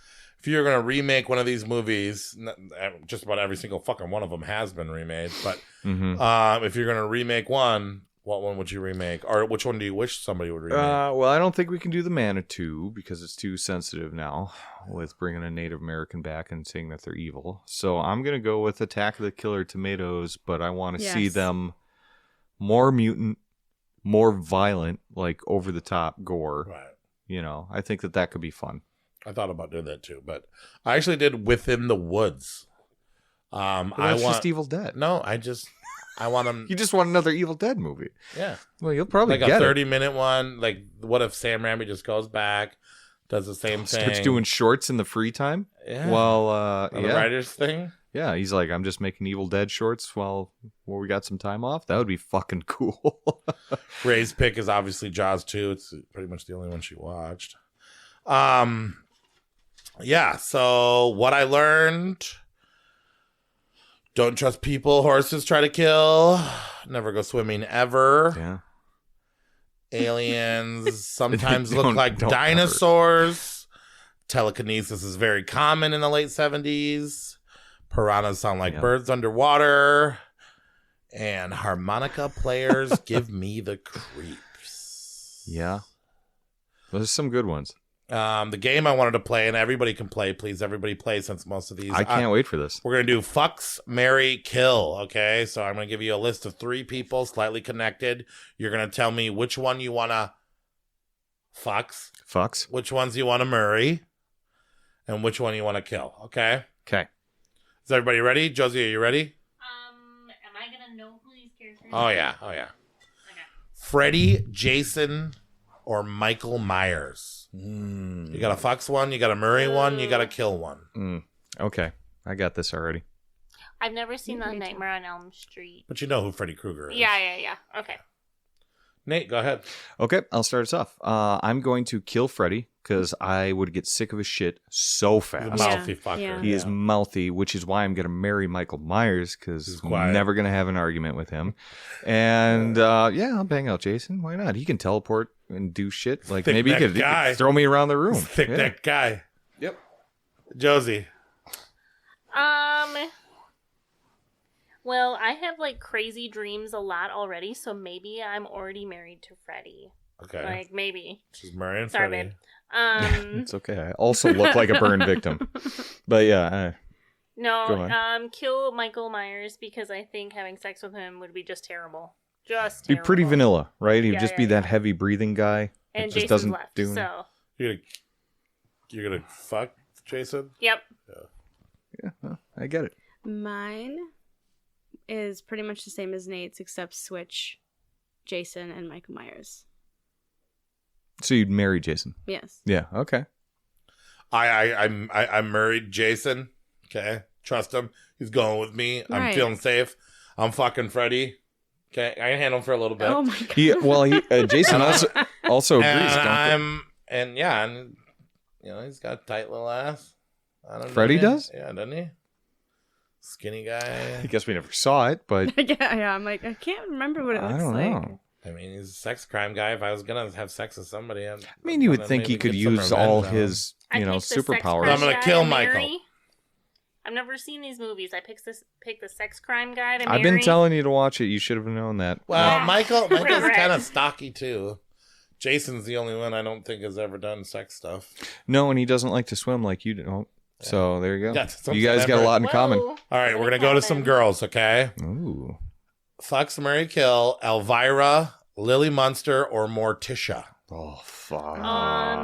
Okay, I'm going to kill Elvira because I think she's annoying. Oh wow! She doesn't like the cans. Use that mic. You press that mic.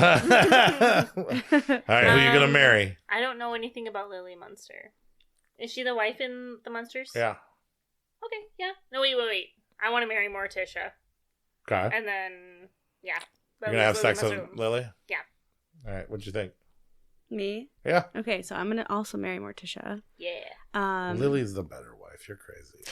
But Morticia. I'll save it. I don't I'm know, gonna but save it. I would love to be married to Morticia. Okay. And then I will.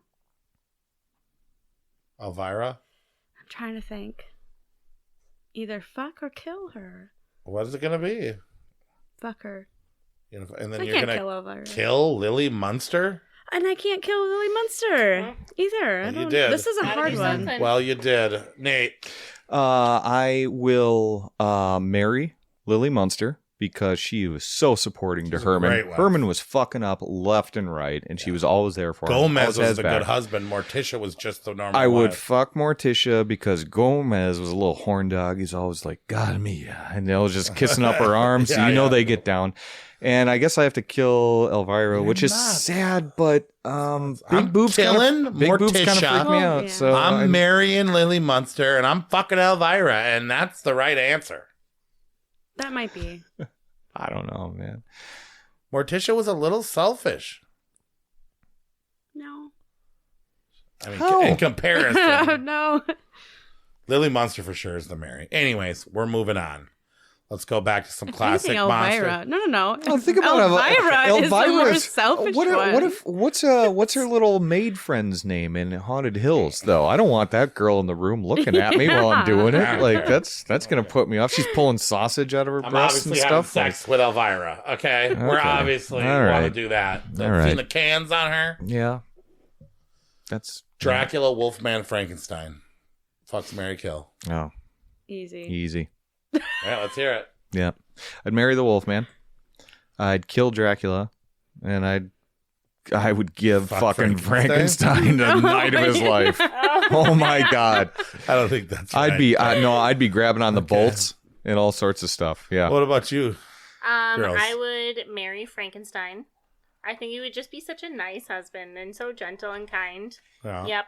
He did throw a little girl into a river. Like, he just tossed an 8-year-old girl. He's also strong. He didn't understand what... Right, okay, so then I would fuck Dracula and then kill Wolfman. Fucking Dracula. Okay. Nate's exact thing. He stole mine. Well, I would fuck Dracula. Okay. Ah, he's so Why? pompous. Yeah. Why does he Skin. need He'd be any like- more ass? I bet He's you gonna that fall skin... asleep. No, I bet you that God. skin is soft, and I know he knows how to fuck because he's got all those wives. Right? No. Dracula's brides. hate him. The brides of Whatever. Dracula. But he fucks them. I would marry the Wolfman, Yeah. and I'd kill Frankenstein. He oh, da, da, da. Oh, da, da, da. Yeah, it'd be like my little Dumb. sex puppet.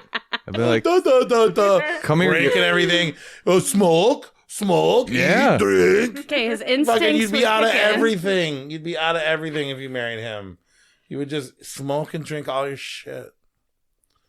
Yeah, but I'm also, I don't know, whatever. All right, this is a special one for me. The 3 main Cenobites. I'd reanimate that butt. Is what I'm Pinhead, saying. Bubba, or Deep Throat from Hellraiser. Wait, who? Pinhead, Okay. Bubba, Deep Throat. Or Vagina Neck, Oh, if you'd yep, prefer yep, to yep, yep. call her that. Sorry. And Bubba's that big Fat whale-ish. gross Yeah. guy. Oh. Pinhead's got the needles. Yeah, that's, The sultry voice. Ooh. And Oh, I know mine. Deep Throat. Okay, let's... So I'd marry Bella. Okay. what? I'd fuck Jesus. Pinhead, and I would kill Vagina. Okay. Weird. Watch. It's a woman's perspective. Are you going to do this one, Josie? Do you even know who they are? You Nope, don't. nope, I'm out. Nate, which one? How are you Okay. going? I'll tell you. Um, I can tell you what I'm doing, but Yeah, ours you- is going to be the same. Me and yours is going to be the same. I think so. We're going to fuck Deep Throat. We're going to marry Pinhead, and we're going to kill Bubba, right? Yeah, I mean, Bubba, especially. He's not getting any ass. He looks like a scrunched up earthworm. Yeah, but you can at least marry a good guy. Ugh, Might have to fuck him, too, if you marry him. it happens. All right. I got 2 more categories, guys. I got 2 more categories. Wes Craven, John Carpenter, or Toby Hooper. Ooh, I that's don't like this one. that's a hard one. Okay, I'm gonna.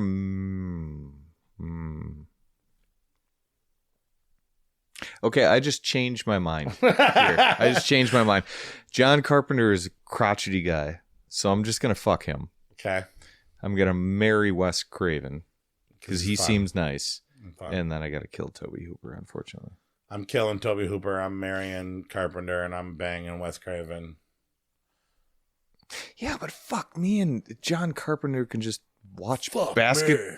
Fuck me. No, but he man, we could just play video games and watch basketball. That's all he likes to do now. And then jam with his son, I guess. Are you gonna do this Create one? some music. Okay. Last one. You bowed out? I don't. Final I'd girls marry of Wes the Craven. 1970s. Characters. Laurie Strode, Sally Hardesty, or Ellen Ripley. So Sigourney Weaver from Alien. Dude. Sally Hardesty, which is, what's her real name? Marilyn Chambers. Marilyn Burns. Marilyn Burns. Yep. Or Jamie Lee Curtis as Laurie Strode. Oh, this is difficult.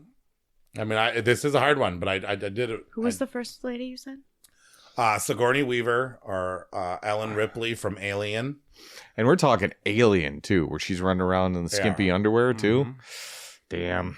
And then Sally Hardesty, or the final girl from Texas Chainsaw Massacre, or Laurie Strode, the final girl from. I'm gonna Me personally. Oh, Okay. go ahead. No, You go no. ahead. You got Okay, it? I'm gonna marry Laurie Strode. Okay. Because obviously she's good with kids, so she'll probably be good with me. Going to fuck Ellen Ripley, and then don't fucking scream so much, Marilyn Burns. You're out. You're dead. Okay. Yeah, I was gonna fuck Laurie Strode, marry Sally Hardesty, and I was actually gonna kill Ellen Ripley. Because I'm not a Sigourney Weaver fan. Although she has her moments in Alien. Is it when she's by herself? Later. In the yeah. Well, there's the cat there and the alien. Yeah. She's not alone. Pet lover. You doing this I one? don't know. Supposed to know. I don't know. I'll tell you. I don't know them well enough. I believe that you would kill Sally Hardesty. I think that you would. No, You liked her? yeah. We all liked her. I feel like her. you'd be nuts. I wouldn't kill her though. Alan Ripley, I think you'd be nuts for. So you're going to kill Laurie Strode? Sigourney Weaver. Sigourney Weaver and Alien. I would not. Have you ever marry seen her. the original Alien? I would not marry her or have sex with her. So you're going to kill her. So I'd kill her. But the other two, I don't know. Okay. Yeah. Okay. All right. All right, that was fun. Yeah, that was fun. guess That's that was fun. kind of hard, except for Yeah. fucking Earthworm Jim from the Hellraiser series. What Just wanted to give him a little love. Yeah, come on. All right. You'd be the first one. Somebody's got to marry. Are you fucking him? I mean, I have such sights to show you. And then he bends over Bubba and he's like, Oh, wait, so now you're watching Pinhead? Bubba? Well, I married Pinhead, so now he's like, hey. Oh, so now he's just gonna. Sights to show you. So now So I'm marrying Bubba. Bubba's cucking you with his little fucking Elton John glasses Your and shit sex like will that be too. legendary, Oh my god! Even in Bubba. We're gonna do sounds, okay? What the hell? You Okay. gonna do sounds? You okay with that? Oh yeah. You need notes or? All right, I want to hear the constant whimpering of Laurie Strode in Halloween.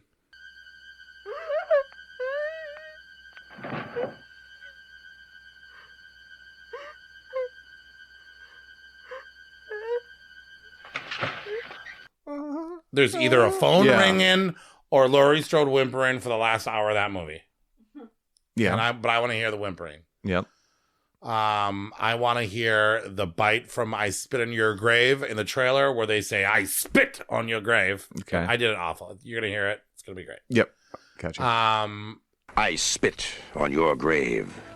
I want to hear the alien dinosaurs from Laserblast.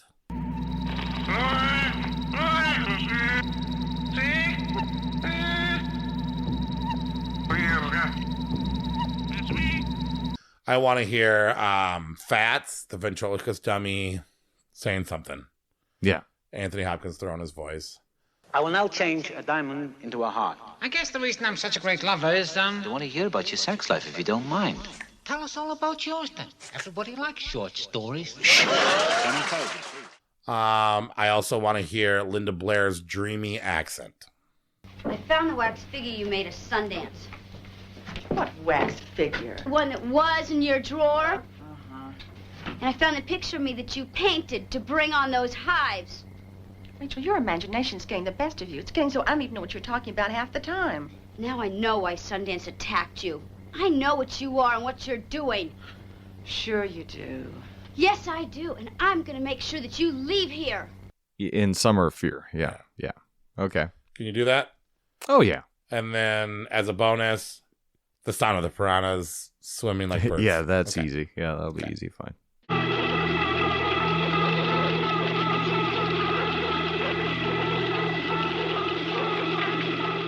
And we have, I think that's everything. I think we're about up to Horror Tarot. Horror Tarot. Victoria's back in the booth. Oh, yeah. And cards. we are covering Haunting in Venice.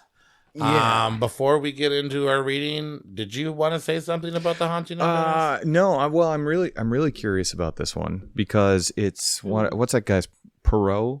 Yeah, That's I the- didn't know how to pronounce his last name. Yeah, it's like Hercule Ross Perot? No, not Ross Perot, but big dopey ears.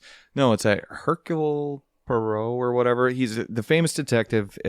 So basically, this is a sequel to the new movies that have been coming out. What is that? Murder on the Orient Express, A Death But this one is- Death on the Nile. Yeah. And those are just murder mysteries. Yeah, and this one's supposed to have a horror element, though, right? Yes. So I'm wondering if they're actually going to go horror Or is it going to be like one of those, like, the murderer did a Scooby-Doo thing, you know, where you think it's, you know, like it's supernatural, but really it's just a guy. Worried about putting this on here, but the trailer looks really good. And the people are saying that this is a horror movie.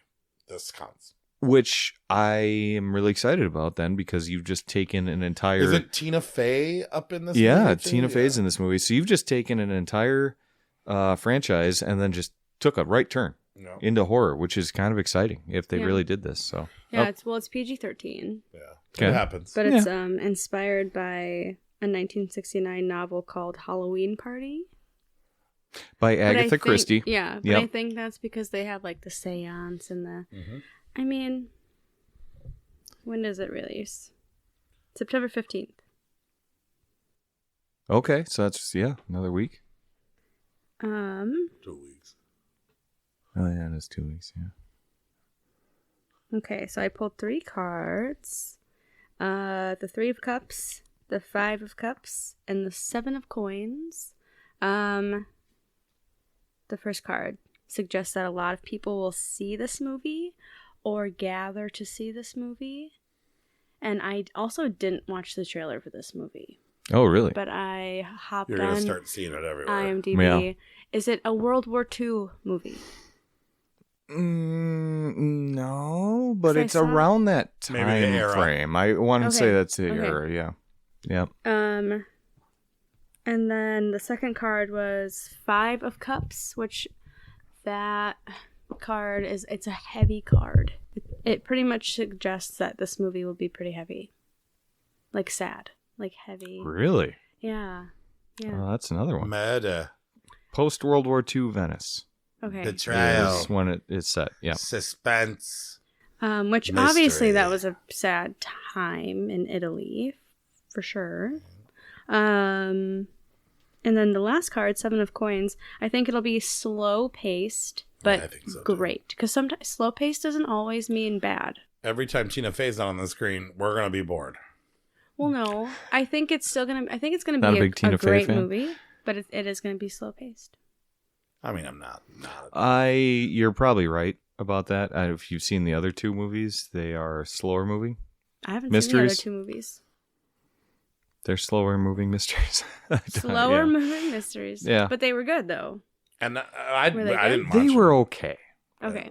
They have names like Murder and Haunting. I honestly, first of all, they don't interest me at all. This Perot guy has been a character in books for a long time. Kenneth. No. Kenneth Yeah. Branagh's the actor that does it, but this Perot guy, the actual character, Okay. he's been in books for years and years. In fact, so I think it was like The Murder in the Orient Express that was the first film in this franchise. Yeah. Okay. That was originally done, I want to say, in the 70s. So the book probably came out in 50s or 60s, maybe, when these things. So this has been going on for a while. They've been making these movies left and right over the years. It's just they've never been that popular. And then, of course, so now this is like the 5th or 6th iteration. I feel like these are. I can't believe we're at they're the making third. these movies for 40 and 50-year-old people. So which part piques my curiosity of why are they going horror with this? Which I'm because now it's getting a younger crowd in because I'm not 40s or 50s yet. So 4 years. Don't. 3. 3. But yeah. So. Yeah. Well, there's 40 and then in your 40s. So. Oh yeah. Until you're in your 40s. Good. All right. I thought you were only like 27. Oh well, you're a peach. So next week we are coming back to finally settle the debate that has been controversially debated. Those bad words. Which? We are going to figure out what the best John Carpenter movie is of all time. Oh, I thought you were talking about Laserblast. Yeah. When I come with my review. We are going to do John Carpenter's Savage Horror Creeps episode.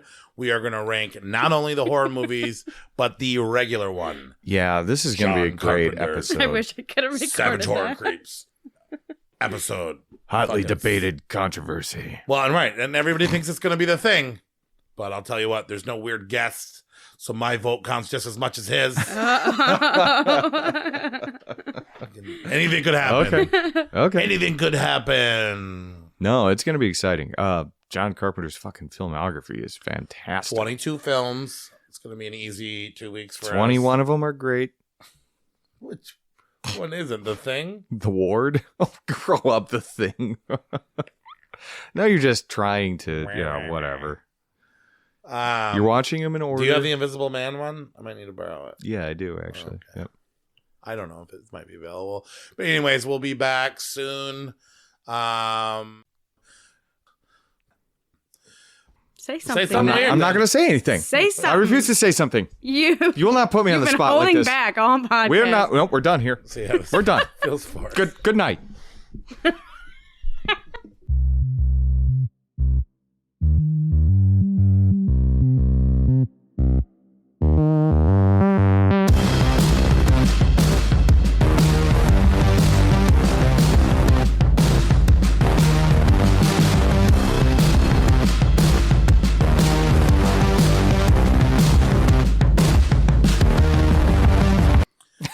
Dreams don't come true. Dreams just don't come true. It never No, happens. they don't. I might just leave that in. Actually, I did a interview performance thing, and they were like, "Do you have any advice for any inspiring rappers?" And I was like, won't come true. "Don't, don't do it. Don't do it, especially if you are doing it to like it to work out. It won't." just become a famous you need rapper money to buy unintentionally. your dreams. You can buy dreams.